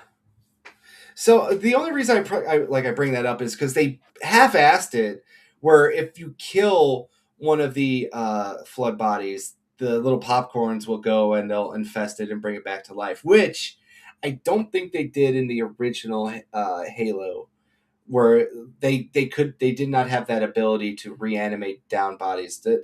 Am I misremembering that? so it's you're partially right. They did some of them would play dead and then they would pop back up, which was like that would catch you off guard. It was Hmm. ridiculous in the original game. So I don't remember seeing yeah, actually you know what, man, I just played the game recently too. I don't remember if I saw like if it was a flood spore jumping in to reanimate or if that guy was already dead and he just popped back up, because it looked like it could have been either one. So yeah. Yeah, because I'm trying to remember. Because also another thing too is the original Halo did not have the destruction of the flood bodies either. That was another thing. Oh, you mean like completely destroying them? Yeah, Yeah, you're right. You're right. Yeah, yeah. yeah. So it feels like the flood in the original 2001 release were very basic, and they were treated more like as a standard enemy type versus later on the flood just got better. That's the best way to say it. And I will give 343 Halo Studios, whatever you want to call them now, a little bit of credit for actually, making them a lot better in these games. And they also have some really cool concept art. Dude, if you oh yeah, Robert McLeese, yeah, he was a fantastic artist. If you look up, there's a comic that it takes place during the events of Combat Evolve, and it's basically the alien side of things, and they're investigating a ship that was in orbit, and it basically got infected by the flood. The art in that and then what they like whoever drew that for like how the flood looks is downright like it's like body horror. It's like disturbing. Like what because I mean that's what they do. They basically take body and they just rewrite the DNA and they mutate it into whatever they want. Yeah, they And pervert it really badly. yes. Yeah, and like that comic, I remember reading that kind of I think either before I played Combat Evolve and I'm like, this is nasty, like that the Cliff or what's his name? From Family Guy. He got his own show. He always says that like that's nasty. Oh, Cleveland. Cleveland, yeah. That's like I always think about that line whenever I see the flood. My name So is Cleveland Brown. Yeah, I know what you're talking about. But like I said, later on, we got more intricate flood designs as we moved on. But they only one of those flood designs makes an appearance in Campaign Evolved, which is, of course, the infection of the hunters. And these are the brutes, right? That's what they're called. um they're like tanks or I think they call them like alpha flood or I forget. whatever. I forget what Yeah. they're called. But yeah. But in this game, they in later iterations they can shapeshift into different things, and I think that's pretty cool. But in Campaign Evolved, they only bring this archetype into the modern Halo games, I guess you could say. The older Halo game, it's so weird to talk about in this now because the older Halo games are the newer ones. They're all over the road. In Halo 3, they introduced this guy, and then in Halo Campaign Evolved, they brought this guy specifically into the current kind of remake lore. And basically, like I said, like we were talking about, he's more of a hunter kind of like clone, but he just doesn't have the gun or anything else. But he just hits you like a tank. You will get one shot by this guy if he gets close. And another thing too, and I don't remember this, and I need you to help me remember this later. In Campaign Evolved, I think they give him a new ability to reproduce more popcorns.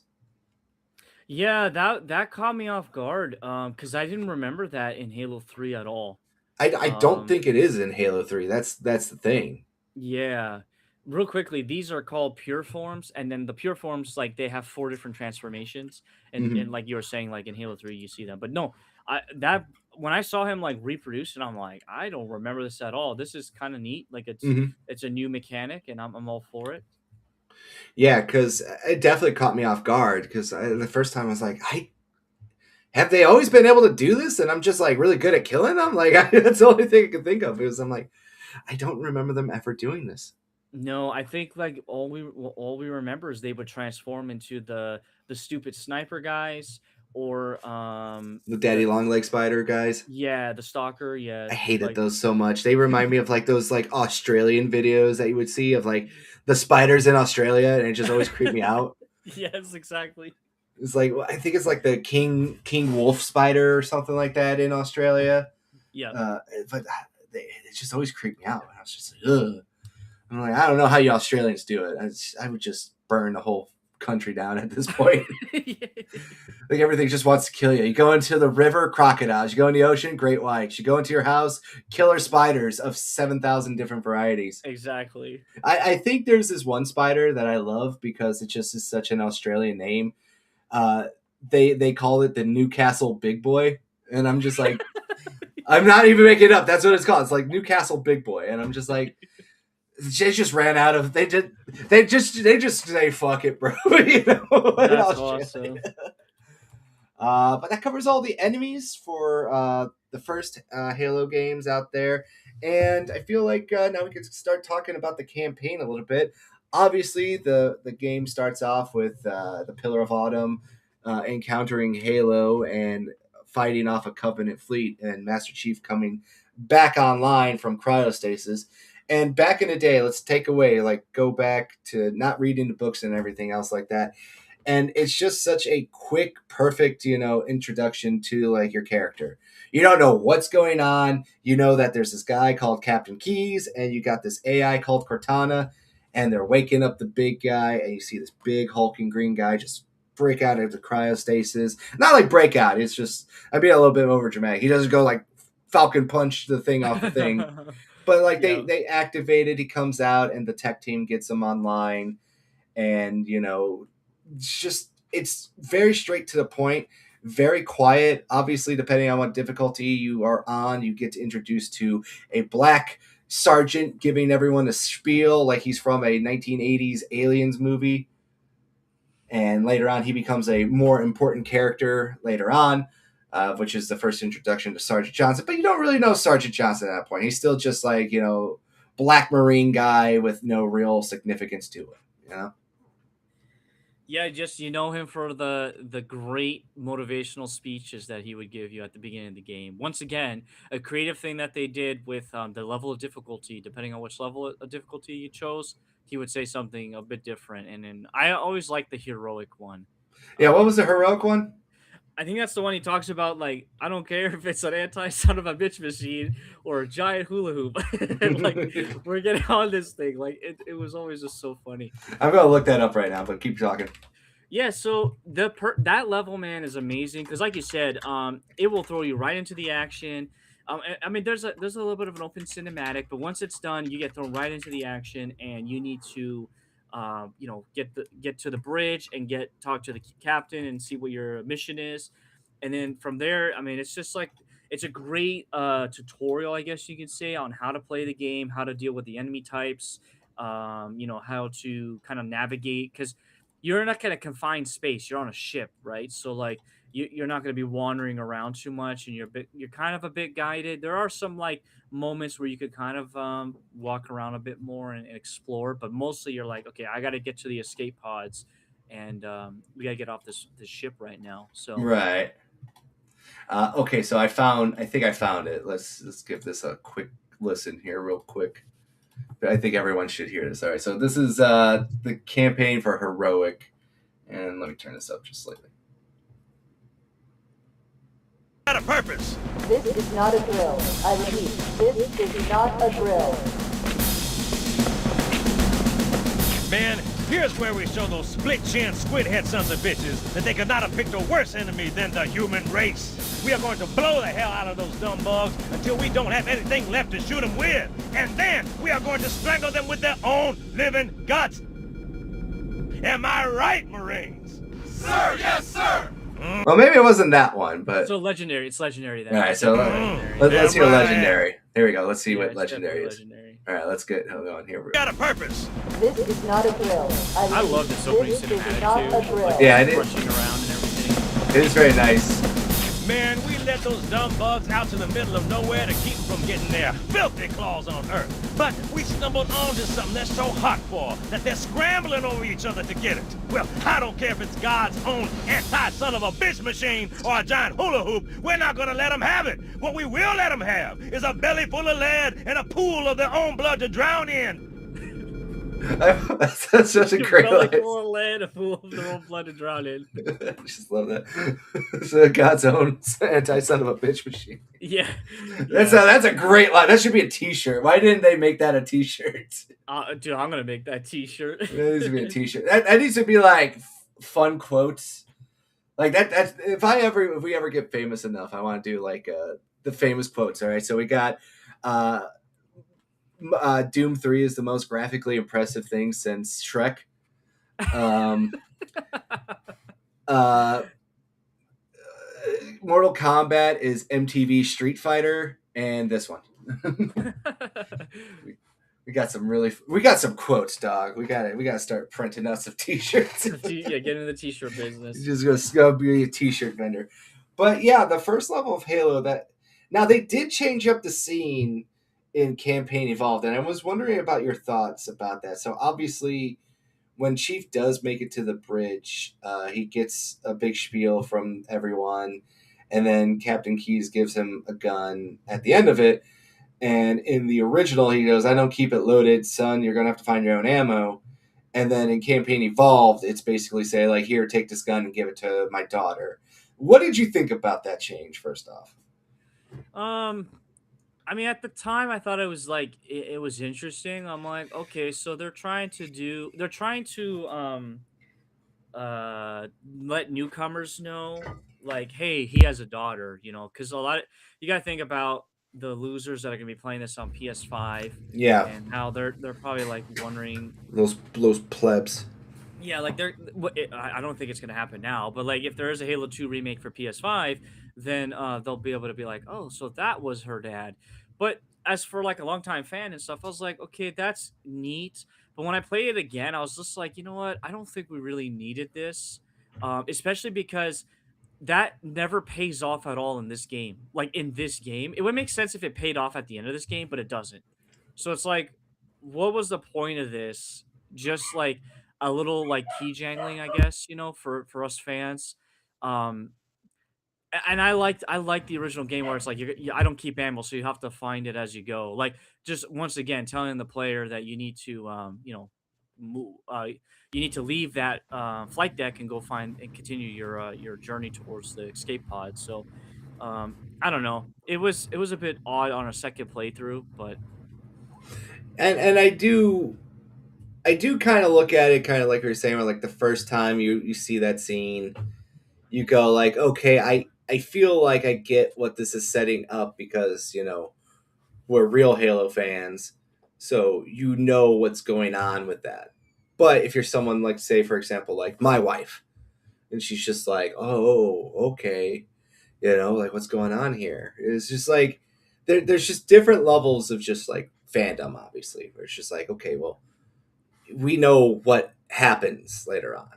And we of course we won't really go too much detail into that one because we eventually will do a Halo 3 episode, but that all pays off in Halo 3. But like currently right now, you kind of just sit at and look at it and go like, man, I don't know really what else to say other than like I, I I get what they were trying to do, but it just felt weird per se. Yeah, in the moment, yeah.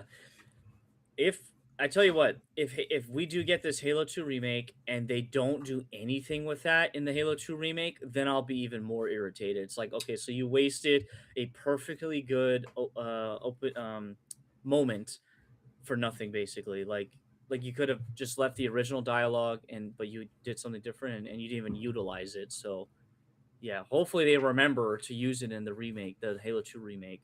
Yeah. Now, I wanted to ask you another question. So, there was one big change that you kind of run into right away on this level, and that's when you first discover what overshields and camo basically become in this game. So in the original Halo, when you ran into like an overshield or an active camo, it automatically activated and had a time of decay on them. But in this one, you actually were treating it like an armor ability and stuff like that. What did you think about that? Oh, dude, I like the change in the campaign evolve because it's very broken. You can stack the overshield, so you can equip one and then hold on to one. I thought that was insanely broken, and I liked it, especially for legendary mode. The active camo doesn't let you stack, so I guess that's fine because that would even be more broken if you can stack it and including the overshield.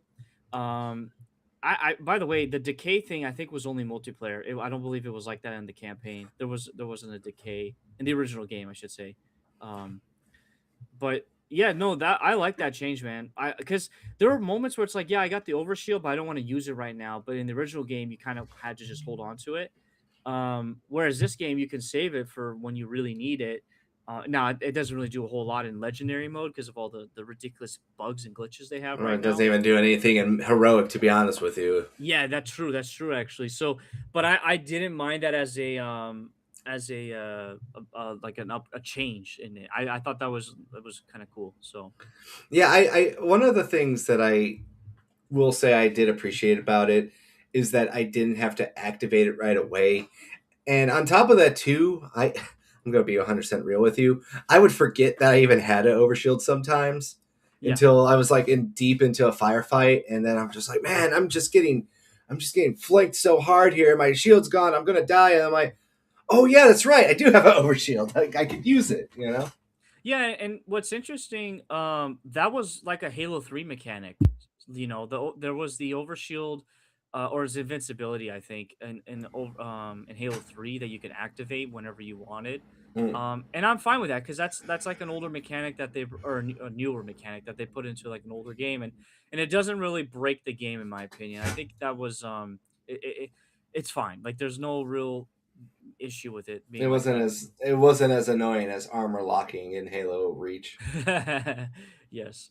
I hated armor locking so much. I wasn't good at it. That's also another reason why I hated it. Because like people who could just blow up your ghost in Halo Reach, and then when I would use it, I would just be like, oh, they stopped rushing me, and now I'm just surrounded by guys waiting to just put me down like old Yeller. Yep, exactly. So yeah, obviously we get off the Pillar of Autumn. They did change up some of that cutscene though, which I thought was interesting. Um, what did you think about that change in the cutscene? So obviously in the original game, like you have the whole thing where like the Marine goes like Autumn, she's been hit, and the Autumn just like gets murked by like 3 or 4 big cluster of plasma explosions, and then it kind of just like flies into the Halo ring. Versus in this one, like the Autumn just I think is starting to blow up. It doesn't even show it getting hit, and then it just accelerates past your pod. How did you take that scene change? Because to me personally, I thought that was one of the worst changes out of all the of the many good ones. There was that was like one of the ones I really didn't like the most. Yeah, I felt it was like a weird decision to reorganize like what happens in that scene. I would have to go back and read the Flood and see if like how they wrote it in the Flood, if it was similar to the original game, or if Campaign Evolved took the book Flood's interpretation. But the thing that kind of annoyed me was Cortana's like attitude. Like she sounded way too calm. Like I don't know if you heard that. Like she was like basically I knew it. He was gonna take it in manually, kind of like a bit snarky.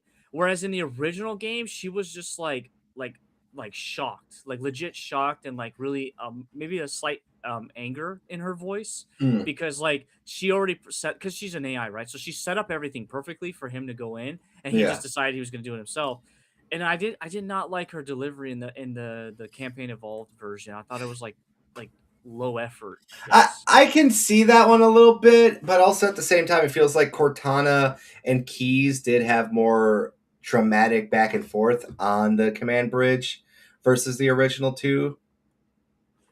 Um, yeah, but man, it goes kind of against the book because Cortana knows that Keys is in charge, and Keys knows that Cortana is a smart computer.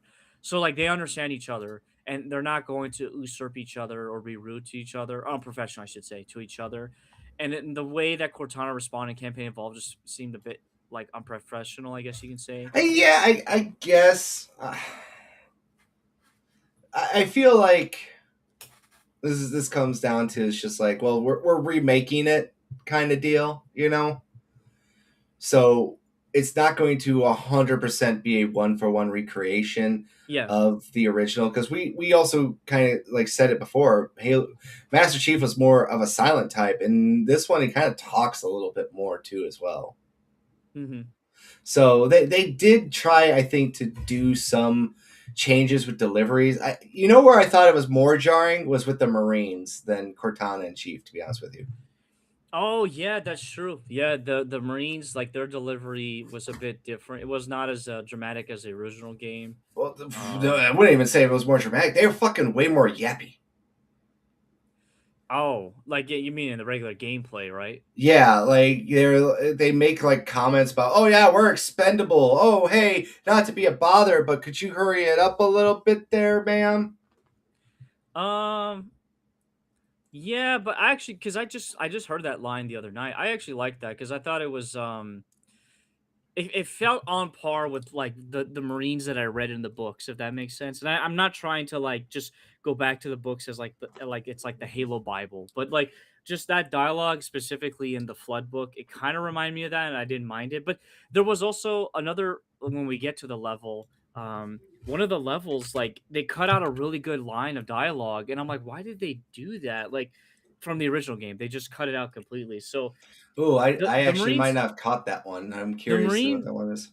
yeah, the Marine dialogue across the game is like a mixed bag. Like some parts of it I like, and then most of it I was just like, the delivery was awful, or they just like cut out dialogue for no reason. So See, like I said, this is where we kind of get into the like, okay, it's subjective. We're going to talk about that stuff, but yeah, I did feel like I did not want to hear the Marines constantly pestering me when they should be fighting for their lives. That was just like for me with one of the ones.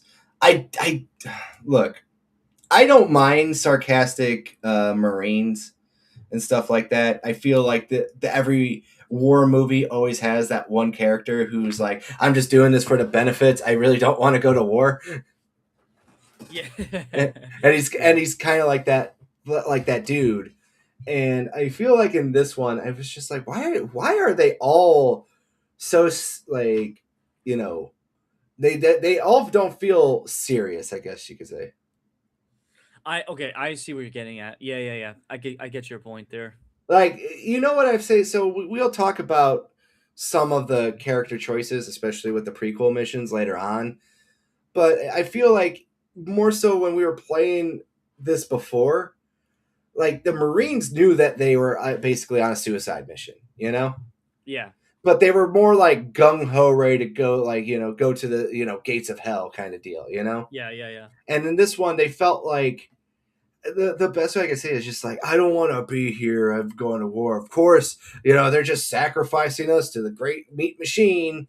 I feel like they kind of took away from the Marines a little bit to make them snarky. Like you Yeah. said, like Cortana felt snarky. I didn't feel like Cortana felt snarkier. I felt like Cortana felt more like what an AI to me would feel like.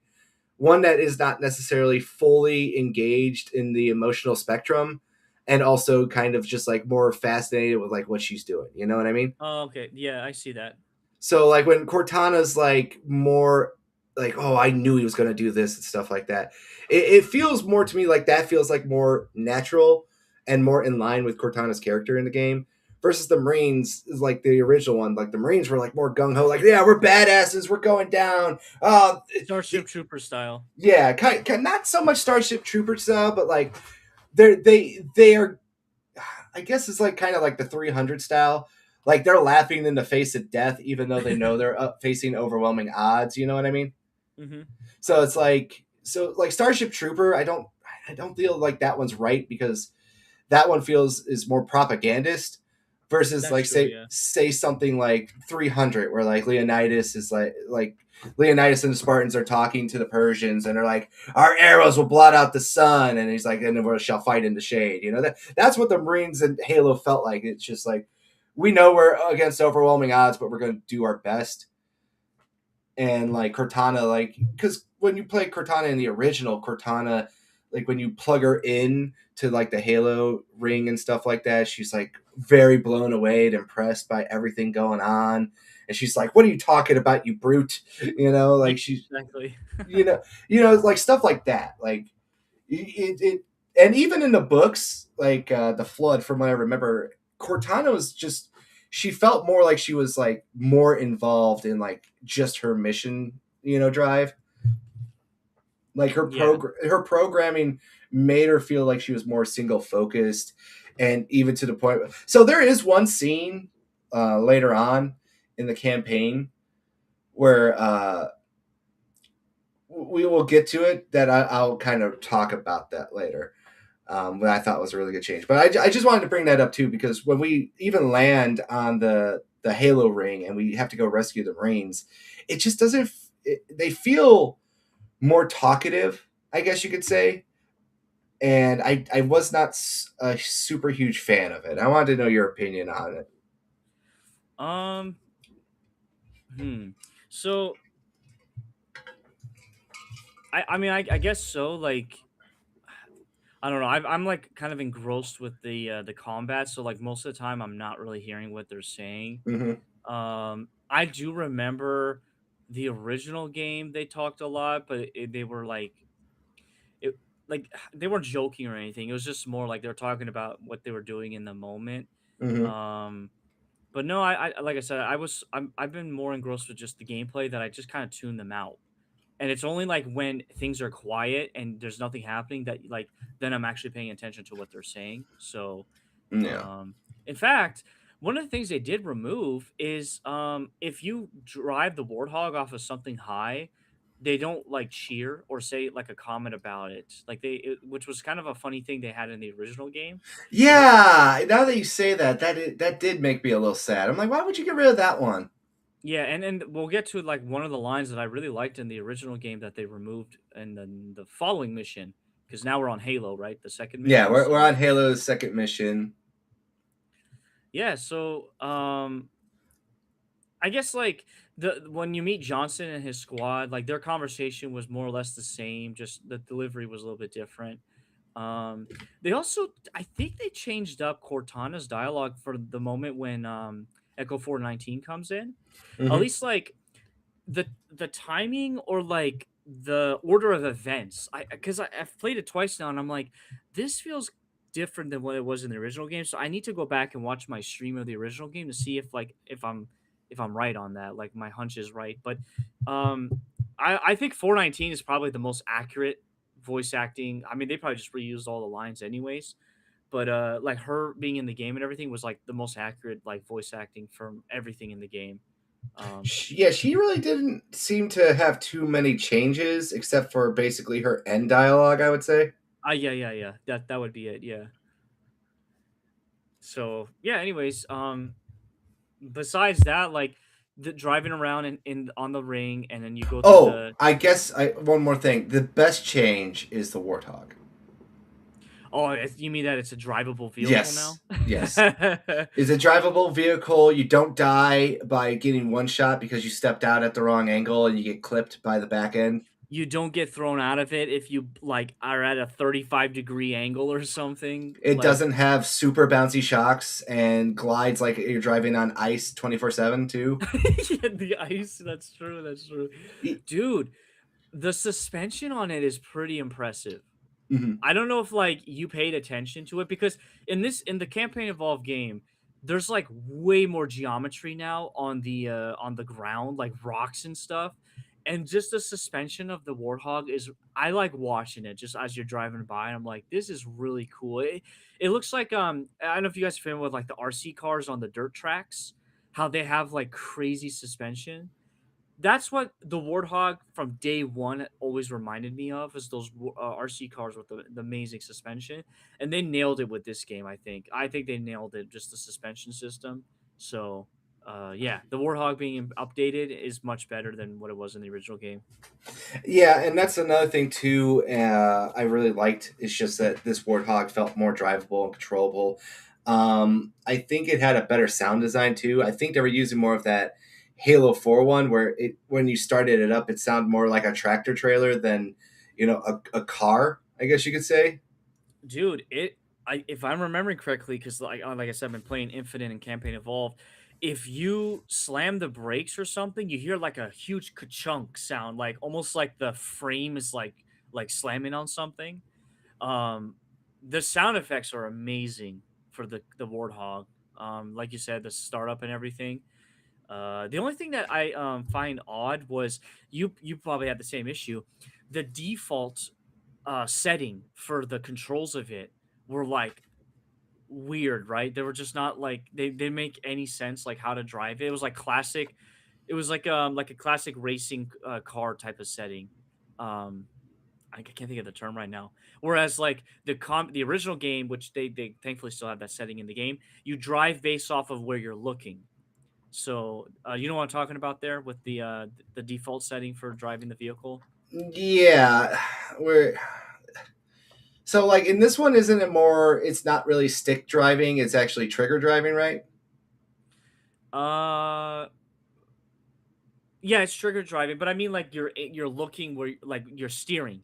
Your Right. steering is the default steering is like a Forza Horizon type of steering, left and right on the analog stick rather than aim steering.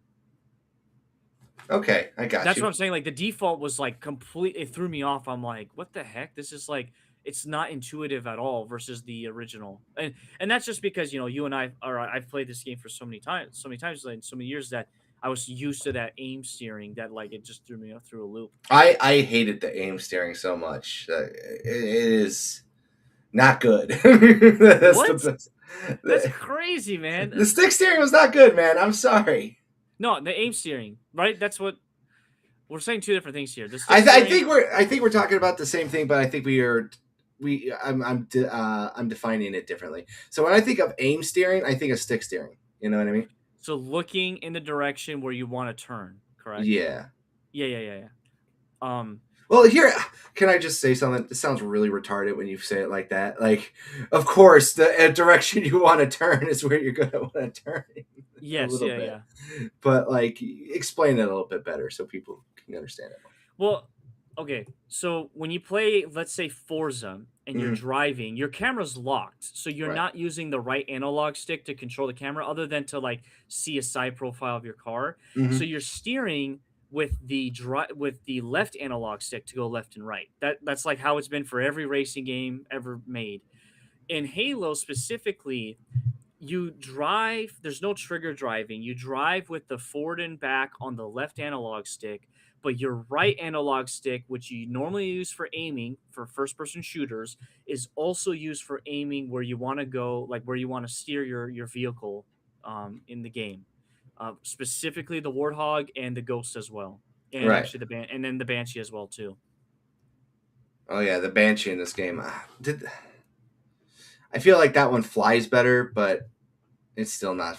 I don't. That one, On higher difficulties, it's not fun to fly a Banshee. Yeah. Let's just Oh yeah, yeah, yeah. spade a spade. That thing is built like glass. But generally speaking, yeah, I agree with what we were saying. It's a solid point. So if we're gonna talk about level design, like for the, I guess, are we still talking about Campaign Evolve or the original game? We're basically talking about the original game and kind of splicing in any changes we think we noticed with Campaign Evolved. So it just kind of consider that one, right? Okay. What I really liked is they kept the ambience and the feeling of when you get the warthog, you go inside the tunnel and you're driving around and you get to like the bridge, the light bridge that you need to activate, and how in the original game was really dark in the original game because they had awful lighting physics or whatever in the original game, Mm. and they even talk about that in some of their documentaries, but the campaign evolved, they still kept that dark environment, but they just had a little bit better lighting because of modern technology and stuff. And I really liked how like it was foggy, it was dark, and like you can see illuminations of stuff in the distance and everything. And I Hmm. thought that was handled really well um, for that part of the level. So yeah, that was really cool. Um, and then they cut out the animation, the cutscene that when you activate the light bridge, but in the higher difficulties of the game, of the original game, that also is cut out too. It's I if I'm remembering correctly, like I don't remember always seeing that cutscene. So I didn't understand when people were complaining about it online. I'm like, I don't remember ever seeing it like 100% of the time. You know what? So I don't know if that's true. I'm gonna be honest with you on that one. I mean, yeah, I'm gonna have to go back and double check, but I I remember. I only remember the cutscene.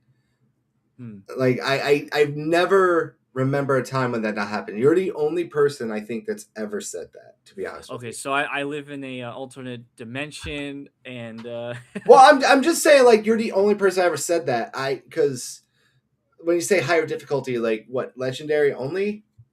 heroic or legendary, or you know what, man, it could have been the PC port that they cut that out. That could be a very a real possibility there. I mean, it could be because you probably had better loading times on PC versus the original Xbox as well.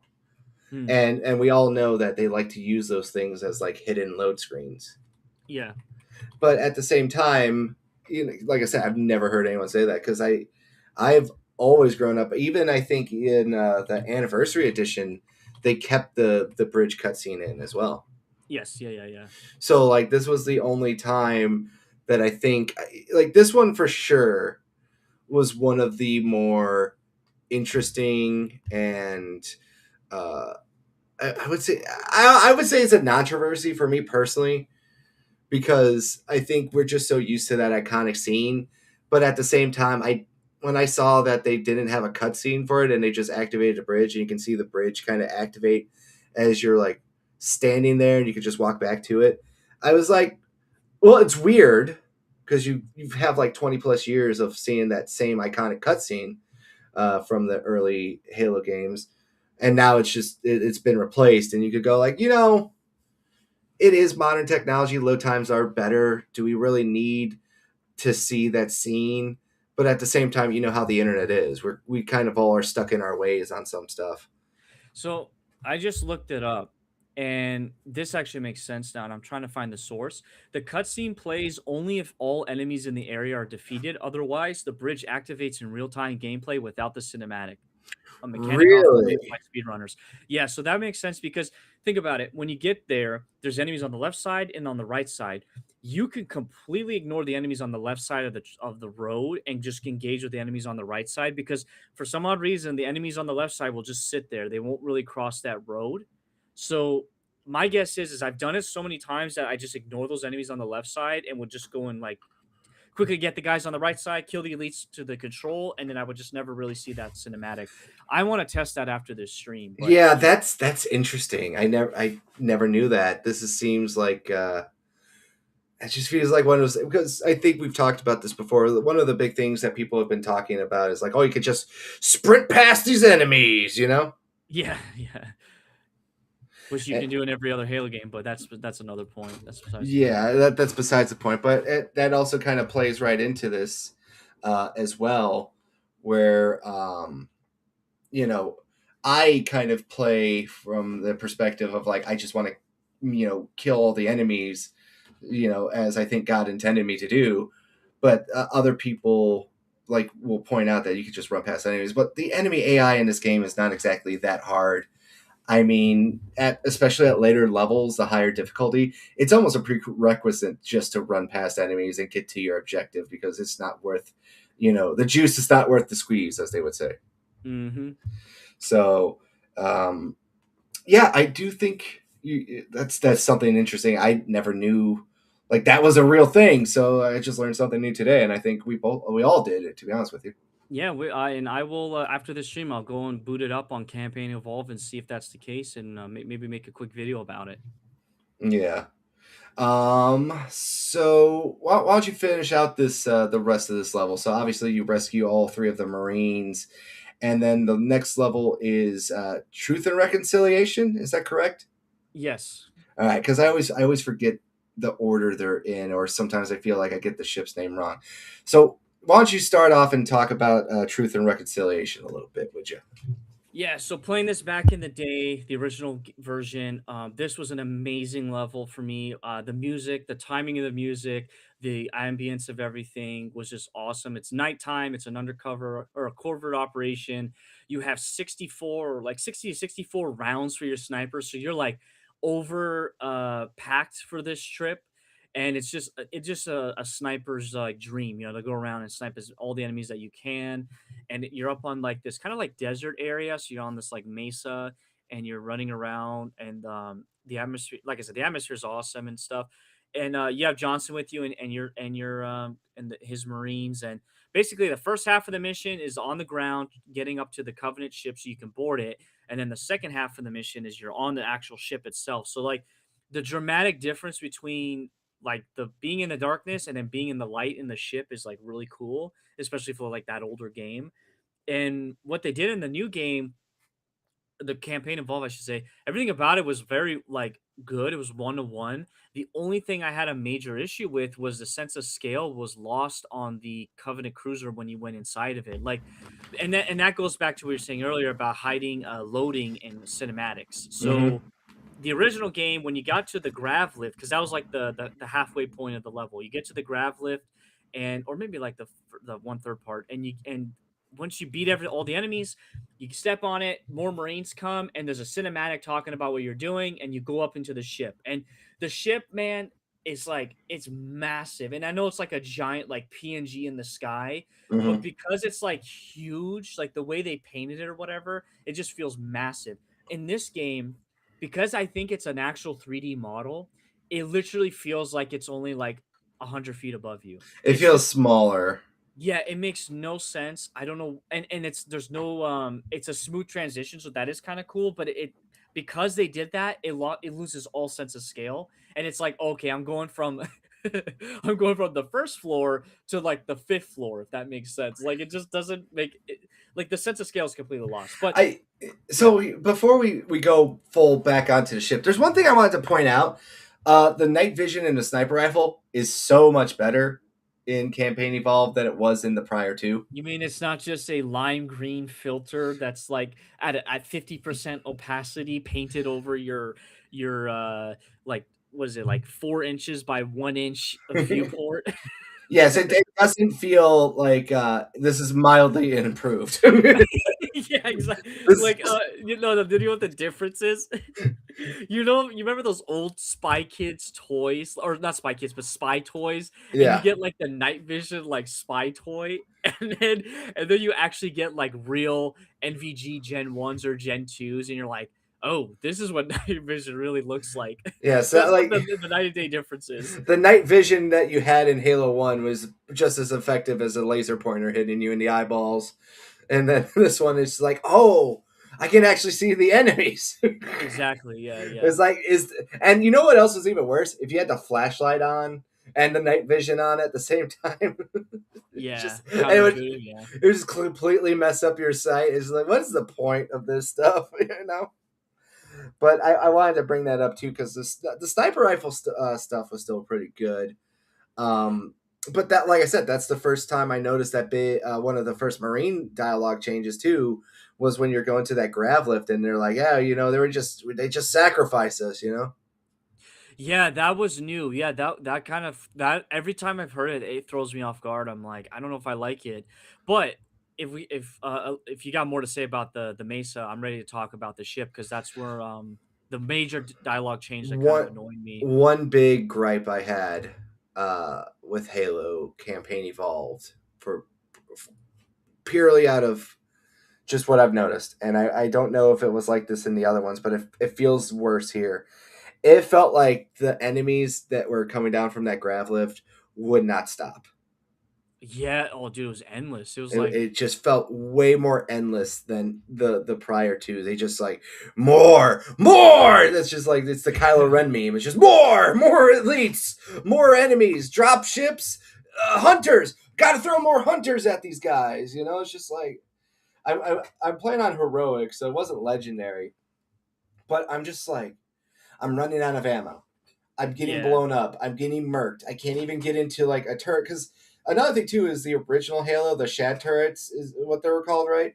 shade Shade turrets. shade turrets, right? They were indestructible. Like they wouldn't blow up and disappear, but they could flip and you could flip them back over and stuff. Like in the newer Halo game, they are destructible. Yeah, and they are what was really funny about the original game too is like if there was an explosion, you would be flying with it. Like you were along for the ride as it Mm-hmm. like tumbled into the desert. It had the Um same collision physics as a Warthog. yeah.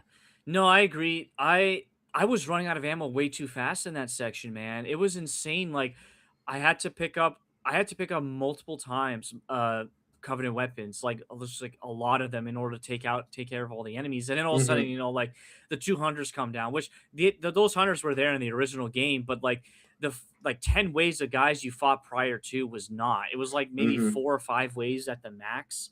Um I was expecting them just to throw four hunters at me at that point because I'm like, what else could go wrong at this point? Yeah, exactly. But besides that, up leading up to it, it was really cool. It did feel smaller. I don't know if you felt it, but the whole area felt way smaller. I don't know why.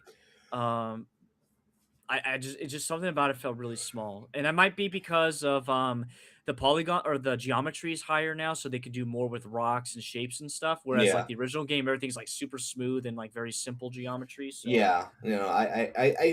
I feel like it was smaller, but I also want to say the caveat is that we've been playing these games for like ever, yeah. so we also probably know how to be more efficient. Hmm. So it might be a little bit of column A, column B, where it's like you're kind of right. Maybe they did make the rocks feel a lot more compressed and look a lot smaller because they could make them look and feel like actual rocks instead of glorified polygonal platforms that were had to be made a certain way. Did you notice that they opened up a path as well? Yes. Um, that was kind of nice. I actually like that because it's right after you the right at the beginning of the level actually, and you go up on the cliffside. There's like a turret on top. There's actually two turrets on top, and to the right, there's like a red. There's always like a red elite hiding there, and that used to just be closed off, like there was no path there, but you could go in there and kind of like recover your shields.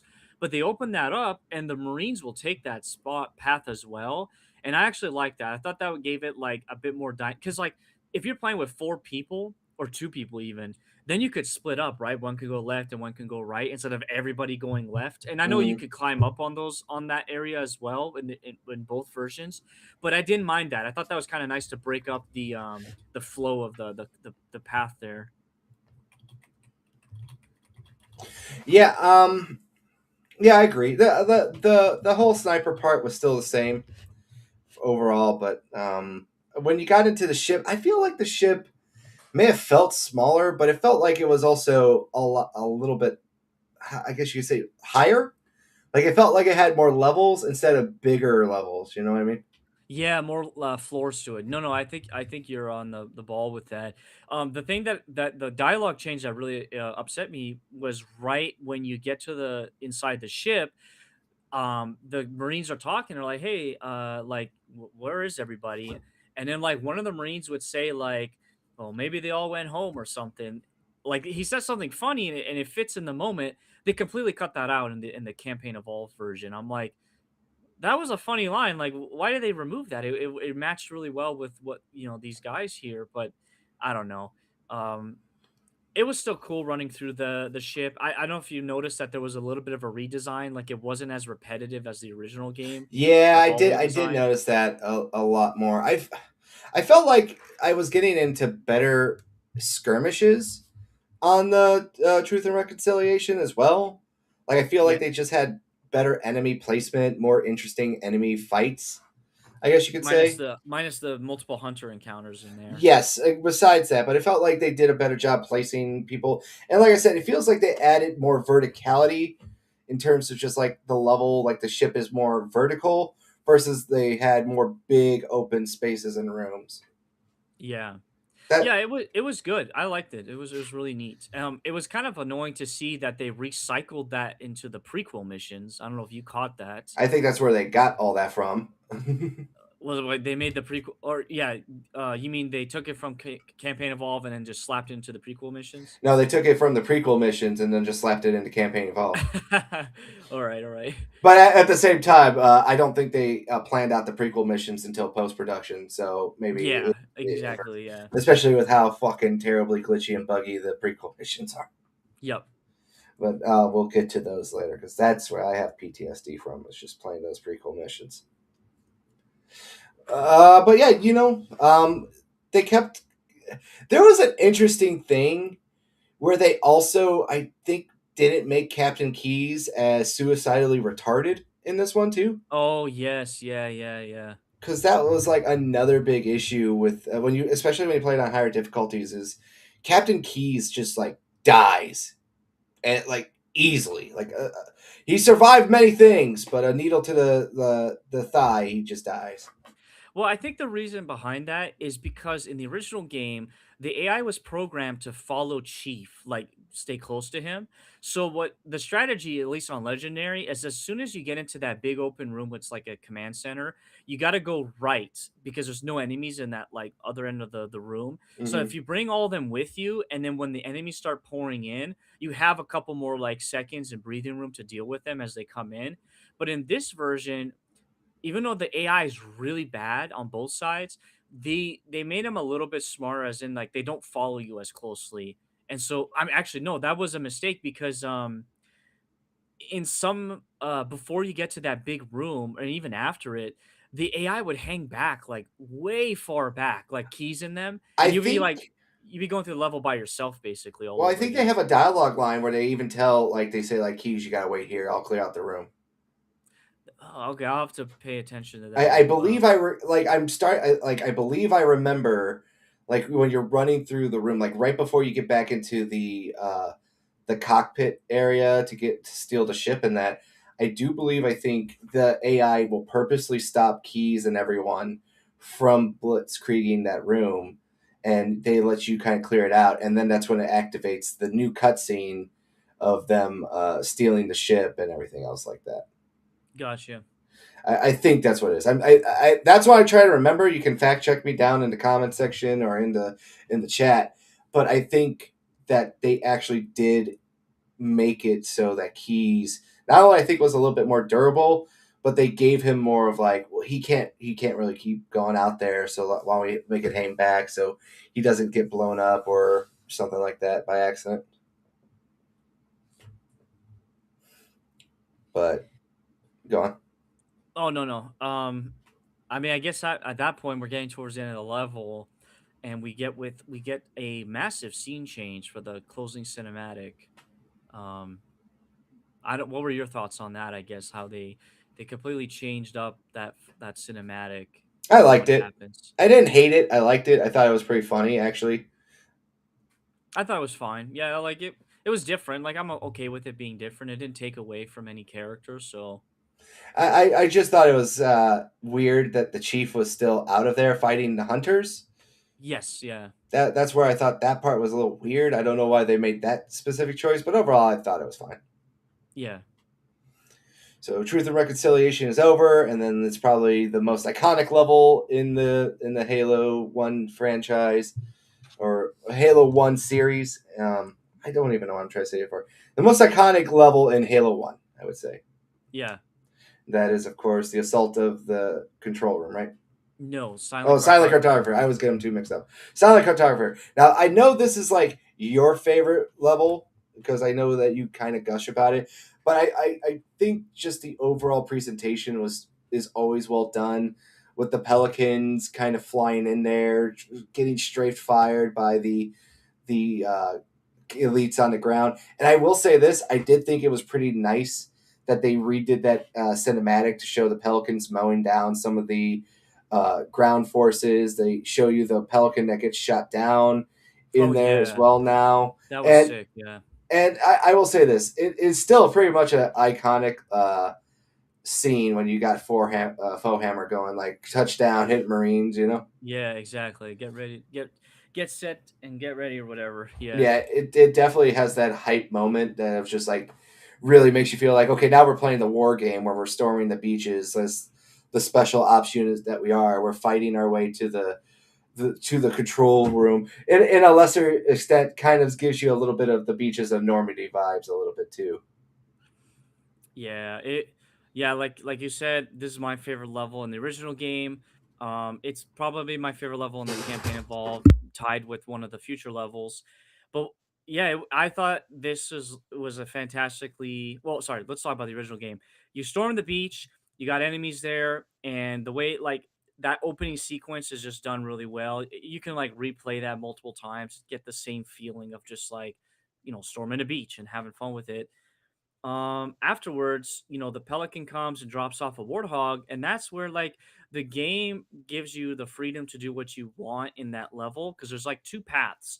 You don't know there's two paths as far as like what you can do, but there are two paths, and it's fun to kind of experiment and drive around and see where you can go and see what secrets you can find. And that's why I really like this level a lot. Just the freedom that they give you. It's pretty neat. And yes, you can drive to the main objective, which is like you got to get inside and find the silent cartographer. And then you find out that there's a security lock that happens, and you get locked out. So you got to backtrack. Well, if you don't do that, so if you do that path, you get this set of dialogue.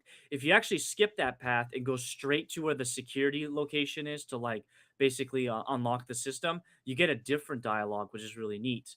And I that's didn't like know this. What's the difference in the dialogue? well, it's basically like it's basically like like it's only I think it's only like two lines. Like Cortana's like what's this, like oh, this is a security system, like basically like kind of discovering it rather than like the main dialogue, which is like we need to find the security system to like override the locks or whatever. Like that's the difference in dialogue. So they thought about that when they were programming this back in the day, and it was really neat. So um yeah, anyways, yeah, take it away, man. Like I said, just driving around either through the first path and then the second path as well to I find the Yeah, I just think that this one is one of those more fun levels to drive around in the Warthog and kind of get more deep into it. I do think that this also feels a little bit more Metroidvania on this part too, because you're going around unlocking doors to go backwards to go back to the previous unlocked door to get some more information. yes. And you know what I will say? Um, I think this one is like the most enemy dense in terms of variety of enemies you fight, at least. How would you explain that then? So you get the hunters, you get the jackals, you get the grunts, you get the elites, you get the gold elite, you get the stealth elites. Yeah, I feel like besides for like the very last level, this feels like it has a lot of variety that they throw at you in terms of the enemy typing versus the other previous levels. You don't feel it as much, and they feel more, I guess, specialized. Like you have like some stealth elites, but it's like very at the end versus here it's kind of more spaced out and stuff. gotcha. Yeah, yeah. I just liked the beach aesthetic, driving around on the beach and stuff, and I thought they did a fantastic job with the recreation of it in this like Unreal Engine. I don't know if you saw like so the original game when you look out into the horizon, there's like basically nothing out in the horizon. Hmm. And they did this with Anniversary, which I appreciated, but they just did a better job in Campaign Evolved, where they added like islands in the distance, they added like big rocks and stuff out in the near distance, I guess you can say. But what's really cool is like the rocks that are close to you that are in the water, they have like a wave crashing effect. I don't know if you saw that, like the water as it like not recedes as it goes as the wave comes in, it'll crash onto the rock and it makes it just feel like a little bit more alive, like the water's moving and stuff. And the water physics for that level is really impressive too. And the sand physics as well. Like you see the treads of your the grooves in the ground of the sand of the warthog. Yeah. Yeah, I mean, it was like I did not like the art direction from Anniversary for that level, but the campaign evolved. They definitely nailed it. It didn't need to be tropical. It just needed to be like a beach that has like some little bit desert type of environment and some greenery on top, and they nailed it perfectly. So um, the one thing that a lot of people noticed right away because they showed it in the this was actually the level that they one, it was the demo level for the PC version. That's the one that I played the most, so that's why it's kind of like a personal favorite. Two, apparently this was actually the original development level from the original game. They called it Mm. like there's a code name. They call it like E41 or something like or B41. It's like the original level that the sandbox that they messed around in. And then three, when they showed off campaign evolved originally like the big announcement, this is the level they chose to show off, and that was also the level that people found out that they removed the big tree that is supposed to prevent you from bringing the warthog into the center of the island. But if you play the original game, there's a way to finagle it in there, which was kind of funny. Oh yeah. um I didn't mind, like I don't care that they removed it because every single time I'm going to bring the warthog in, they just made my job easier. So I understand the thinking behind it. It's like, well, you want the players to discover it on their own, um, but like, it's like it is what it is. Like it doesn't need to really be there. And I think the developers put it. I don't know. I would have to ask them originally, but this is like 25 years removed. If they really wanted the warthog in that center part of the island, but um, besides that, um, I thought like the first half of the level is awesome, like the outside portions of it. So, um, what did you think about like I guess the art direction of it? How it looks and everything, how it's presented. To be honest with you, I like the updated graphics, but I didn't really invest as much time into noticing it as much. To be honest with you, You're just flying through these levels then. I'm just fighting enemies, and I'm more so constantly hearing the ding, ding, ding, ding, ding of my shields always being down. So I did not exactly stop to smell the roses, as I would like to say here. Exactly. Yeah. I think I might want to try to replay this game again on easy and maybe kind of just take more time to go through it. But I want to say, uh, besides Halo 2, I just was constantly hearing just the dinging sound of my, you have no shield. Just like that's all I would hear. So, Yeah. personally speaking, I did not admire the artwork as much because I was constantly fearing for my life with the endless waves of enemies and like the never ending hunter supplies that came out of nowhere. Yeah. So I'm going to be honest with you on this one. Well, the second half is really cool because you go inside the island. It's all the Forerunner stuff. You kind of like discovering things as you go along. Mm-hmm. There's like stealth elites that you fight, and or excuse me, that's afterwards. There's a stealth pickup you can find that allows you to basically like stealth kill a lot of the enemies, which is really cool. Um, like it got the original game and this game I think does a good job too.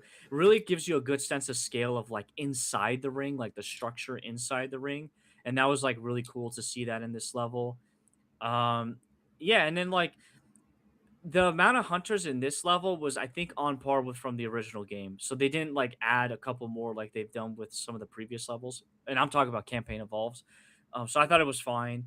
And the only thing that bothered me, and I think this was the first level that you clearly see it was Mm-hmm. on campaign evolve the chromatic aberration filter that they have which Mm. basically like makes everything look really smudgy and like um I don't know, there's like a weird smudgy effect that is like washing out the pristine metal that you see in this level and the inside of the island. And I really hated that. And people have found mods on the PC to basically mark it out or to disable it. And I wish there was like a way to turn off on console, but that's neither here nor there. Yeah. All right. I'm going to be honest with you here. We got about just under a half an hour left. And I don't think that I want to speed run through the rest of these levels. Um, and we still have to talk about the prequels and our changes and stuff like that. Would you be willing to split this kind of like end this conversation talk right here for a part 2 about the campaign talk and maybe finish up the stuff talking about the prequel missions? Yeah, we could definitely do that. We probably should do at least one more level before we end it off. All right. Yeah, I let's do that then and everything else because it is starting to get towards midnight. I'm starting to definitely run out of a little steam here, and we're approaching that 3 hour mark. But this has been a fun conversation, so I just want to make sure that we don't go for like 5 hours and stuff tonight. Okay? Yeah, because a lot of us, have jobs and responsibilities. we We can't we can't stream all night. all right. So we finish up the assault on the control room. Silent cartographer, And Silent Cartographer. I keep saying that. I don't know why. So the next one is a solo in the control room. Assault on the Control Room. We finally did it. We did it. I'm a little tired here. So why don't you lead us off with the Assault on the Control Room then?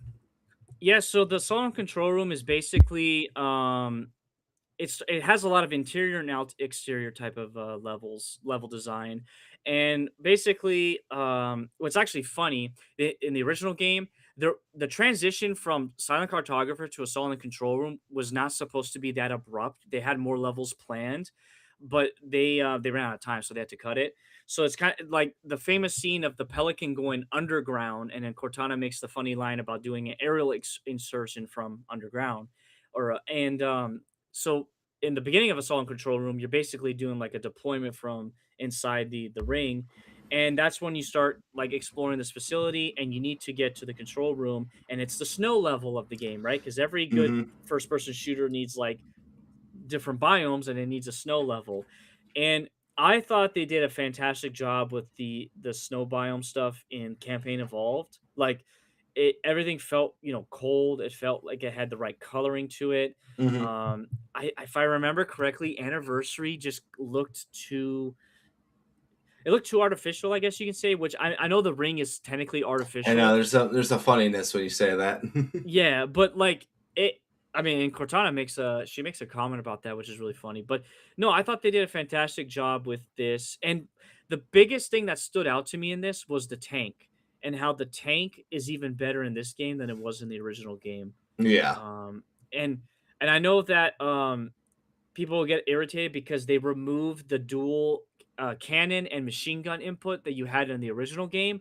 But I will trade that for accuracy any day of the week because the original game, the tank was just not accurate. It had Mm-hmm. it had a weird like bloom effect or something where just like the bullet would just go wherever it wanted. In this game, you put your crosshair on the target and it would get destroyed. It would Um, evaporate.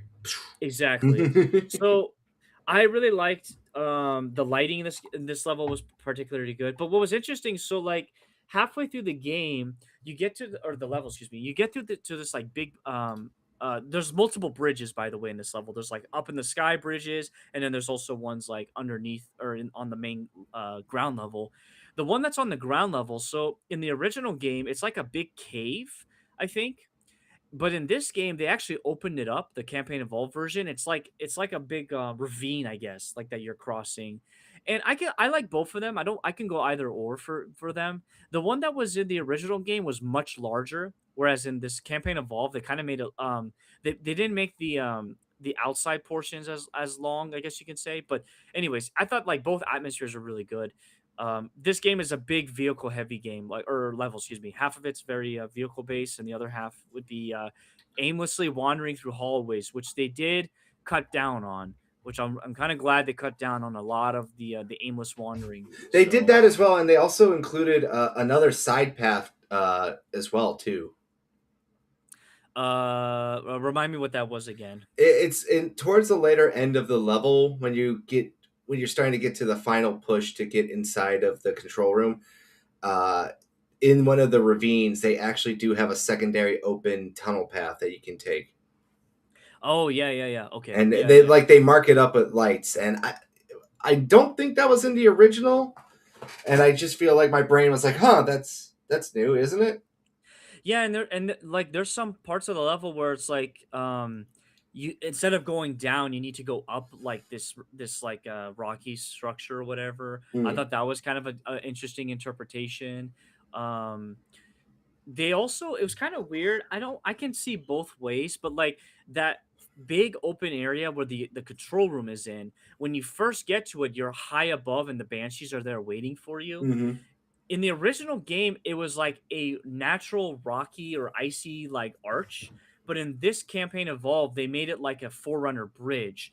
And I saw people like really losing their mind over it. And I'm like, you know what? It makes more sense that it was a forerunner bridge because there's doors on either side of it.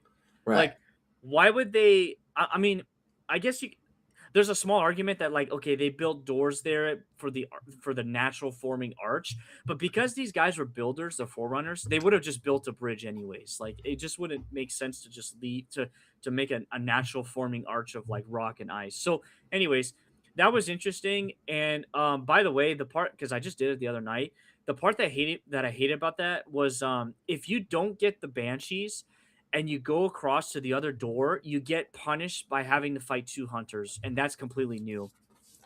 It just feels like there was a lot of issues just trying to get the banshees in this one more to me as well. Even though you can hijack it, it feels like they don't want you to hijack banshees as well. Yeah, they somebody pointed this out way back on the second level of the game. There's banshees that come down and attack you, and they're just as dumb as the original game. You can't hijack them, which is really weird. It's like you can hijack all kinds of vehicles across the levels because that's something they added, but they're like, no, we're not gonna let you hijack the banshees in this second level. Right, and So that was weird. Like I kept seeing just someone kept just shooting it with a plasma pistol, and it would just break dance and fly away, and they shoot it again and just break dance and fly away. break And dance. so, like, what's the point of having a vehicle hijacking mechanic? To be fair, I think if they allowed you to hijack the Banshee on the first levels, it would break that level. Yeah, like it does in Halo 2. Yeah. Yeah, like I understand the point of it, but it also feels very inconsistent. I got the achievement too for stealing a Banshee without someone else reaching it first by just hijacking a Banshee. So yay me, I got a glitch. I guess I don't know, but That's uh, interesting. yeah. So like I said, it is interesting to say the least. Yeah. Um Besides that, there's one part of the level that I would like to investigate, but I always just run past it. It was halfway through. There's like it's a big open area, and there's a giant like rock spire in the middle, but you can go inside that rock spire. There's like two different entrances, and on top, in the one of the later levels, you have to come back to that rock spire, and on top of it is there's a bunch of like fuel rod grunts waiting to shoot you down Oh for you to god, fight a yeah, though banshee. they're insane. But that looked really cool, and I feel bad that I didn't investigate it because in that part of the game or the level, excuse me, you're basically trying to get through it as quickly as you can with the tank, and there's a bunch of enemies coming after you, but you can explore it, and I'm pretty sure they left all of that like intact. So That's the thing though. You can explore it, but you're not really going to be doing it. You're in a tank, and you just basically want to ride that tank as much as you can, because especially when you play on higher difficulties, you just want any easy path of least resistance, I guess you could say, until the treads come off, yes, or the turret comes off. Because yes, I did see some funny glitches too, where it's the Wraith took off my turret head. I don't know what to do now. exactly, I do think that's pretty funny if they give you that option to remove that. Because, like I said, another thing too is, well, let's rephrase it. All the human vehicles were indestructible, and all the Covenant vehicles were destructible in the first game. yeah, Now they just basically feels like they even the playing field once again for it. yeah, yeah. And I like the design of the tank in this game in the campaign evolved. It looks really good. I like both Like the designs. I think the Wraith also looked really good. yes, yeah, yeah. Yeah, it was cool. Scaling when you get to the control room, like scaling that was fun, but it was annoying fighting hunters yet again. I think they added another two sets of hunters encounters. Um but oh, that's right. And then closing out the level, when you get to the main hallway, right? That like 90-degree hallway that goes to the control room. Hmm. You notice how they added like a big divider in the middle to kind of break up the empty hallway that the original game had. I Um, don't remember this actually. yeah, yeah. So the original game, it's like it looks like you could drive like a ship through it, you know? Like Mm. it was so open and wide, there was nothing in the middle. But in the campaign evolved, they added like a big kind of like a structural support in the middle of the hallway. And I liked it because when you play on legendary, you're just out, it's open season. You're gonna get picked off by the sentinels and by the elites that are shooting at you. But at least in this game, you have some cover and it gives you like a chance to be able to like get your shields back before you get back into the fight. So I Mm. actually like that. From a it made sense from a design point too. Like it's like structures. It's not just I thought it looked fine. So Hmm. Interesting. I actually don't remember this. yeah, look it up, man. It's yeah. That I noticed it right away. I was like, okay, this is kind of neat. All right. We got about 13 minutes left here, so I'm going to make the executive decision that we'll make this a part two because I don't think we have enough time to really flesh out the rest of the game and the prequel missions in 13 minutes. To be honest with you, I feel like that's going to be a tall task. Yeah. Um, so we're gonna say this right now for everyone listening. We appreciate you.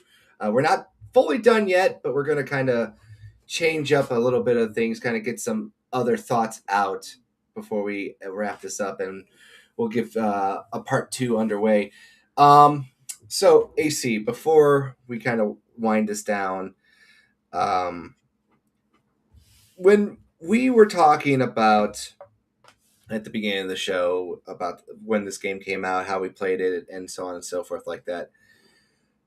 How did you grade the campaign evolved game? I guess let's talk about that a little bit in detail of like why we gave it a certain score the way we did. Yeah. So I don't want to like misremember here because I want to be accurate. So I'm looking up on my Twitter what I rated it. So what I did is I rated every level off of four categories. It was like gameplay, art direction, music, and then I want to say, actually I don't remember what the fourth category was, and it was like 5 points for each category. And overall, I rated campaign evolved 14 out of 20 or 14.3 out of 20. So a C grade because there was a lot of issues in terms of gameplay with like bugs that they supposedly fixed, but they didn't really fix all of them. Mm-hmm. So until they fix them all, I'm not gonna change my stance on the C grade. The game still feels if you neuter yourself and you put everything to original controls, you disable sprints, you yeah, you basically disabling sprint's the biggest thing. You change up your HUD as well because the default HUD display is not correct to like the original game. If I you did not even think about that.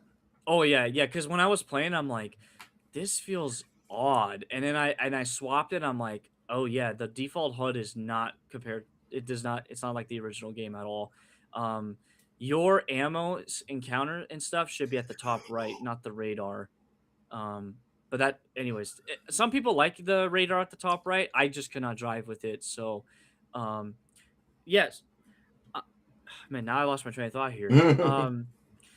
Basically, it's a C. I think the gameplay still feels like Halo, even if, like I said, if you remove all that stuff, and you play it as it was intended. Now, I haven't gone through and tried to play it, like with sprint turn on all that. I will probably try it someday. But when it comes to legendary mode, it was like awful, and I scaled it or rated it hard on legendary mode just because they did not balance it on legendary mode. Legendary mode is supposed to be hard, but it's not lasso. This felt like it was almost closer to lasso because of all the randomness and the stupidity that was happening. The checkpoint system is awful in this game too. Like a lot of Halo games have bad checkpoints, but like this is really bad. So yeah, that's an interesting thing because I heard that complaint a lot, but I never noticed it as being bad. To be honest with you, No, it like you'll die and you're like, oh, okay, like I died here, so that means I should respawn like not too far away. And then all of a sudden it's like, no, you respawn like way far back, and you have to redo all of that nonsense to get to where you were just at. So, um, the check. to be fair, for me personally, for my playthrough, I don't think I ran into that as badly. Well, I guess it was just we play That's different. that's just my personal We move experience. differently. That's what it is. I'm better. That's what I'm saying. Okay. Says the guy that completed on heroic. All right. Heroic is the recommended difficulty, sir. Just saying. I could have played it on easy, and I didn't. Um, but no, to kind of close out, like, yeah, so 14 out of 20 C grade. I still prefer this over Anniversary. I think if people are out there trying to gas up Anniversary, I think they're being disingenuous. Anniversary really loses a lot of its it loses a lot of respect because of like the art direction. It just does not feel like a It feels true. weirder, yeah. Yeah, it does not feel like an actual remaster of Combat Evolved. And also a lot of the retexturing that they did is like completely it does not line up, if that makes sense. Like this rock had like this shape to it, but in the remastered version it has like more shape to it, so when you're trying to shoot like over the rock, you're actually like shooting into the rock because of they did a horrible job of like remapping, excuse me, textures And on collision there. detecting and everything Yes, too. yeah, that type of stuff. But to be fair, this game also has it too. There was some moments where I'm like peeking around a tree, and I should be able to shoot around the tree, but it wasn't working. So, anyways, I now the biggest question, and I don't know if you want me to answer it now or later, is people are saying, is this the quote unquote definitive edition of playing Halo? I Ooh, can hold my answer, but let's yeah, hold the answer for like the full end as well, because I think there's a little bit more. I kind of want to say a couple pieces for me too, and kind of lead this into like a preview for the next episode that we're gonna do. yeah, Uh, for me, I consider Halo, the current campaign Evolved, a tale of two stories. And what I mean by that is, for me, when I was playing the prequel missions, broken, buggy, terrible, hell. That's the best way to say it. We talk about space Vietnam as Halo 2. This is space D-Day. All right? Everywhere I went in the prequel missions, over the top, constant enemy waves, dying by one shot from a needle, dying from one shot from a plasma pistol. I felt like I was having an aneurysm. And I'm playing on heroic. I kept running into massive glitches where characters wouldn't move, the story wouldn't progress, and I had to restart my game multiple times, as well as audio issues. yeah, But when I played the proper campaign, I think the only time I ever ran into a problem was audio, and that was specifically when multiple plasma grenades would blow up at once with, say, for example, I guess you could say, like, what's the best way? Like multiple chain reaction. explosions, just chain reaction explosions going off, and it would destroy everything. Yeah, And then the audio would definitely, you could hear it break and glitch and stuff like that. But overall, I would say like they did a good job with the remaster of the campaign, and I feel like the biggest drain on this game all had to do with the prequel missions. And yeah. I will kind of leave it at that for next time. We'll come back and we'll talk about the prequel missions. We'll continue on with after, with the is what is the after the assault of the control room? What's the proper name for that level again? The following mission is 343 Guilty Spark. Yes, so we will return with that as well, with 343 Guilty Spark, as well as the prequel missions. And we'll get into more of the conversation around it. We haven't really addressed a lot of some of the social media criticisms as well. I don't really want to do it in this show but I feel like there is something to be had just to address, I think, some of these ludicrous, arguments that they've been making about this game when there's actually valid reasons to Yeah. be to it. I don't want to spend too much time next episode talking about that, but we will address the elephant in the room. We're not going to be like PlayStation, refusing to talk about physical media. Yes, exactly. So, with that being said, we'll kind of wind this down. Mr. AC, thank you again for coming on. I had a really good time with this. I am sorry we started so late, and I'm kind of getting gassed here at the end, but I definitely think we definitely have enough to go and make a part 2. So, why don't you tell people who you are, where you're from, what you did, and so on and so forth. Yeah, so you guys can find me here on YouTube as well as Twitter, Angry Canadian. My channel just focus around playing video games, like retro games, new games. I do occasional Lego build streams when I have the time. And every once in a while you'll see me guest on Carl's show here for whether it's gaming news or like these type of topics here. Right now, today actually, I just started playing Blazing Angels on the Nintendo Wii. It's a childhood game of mine. I'm gonna try to complete it maybe next stream or the following stream.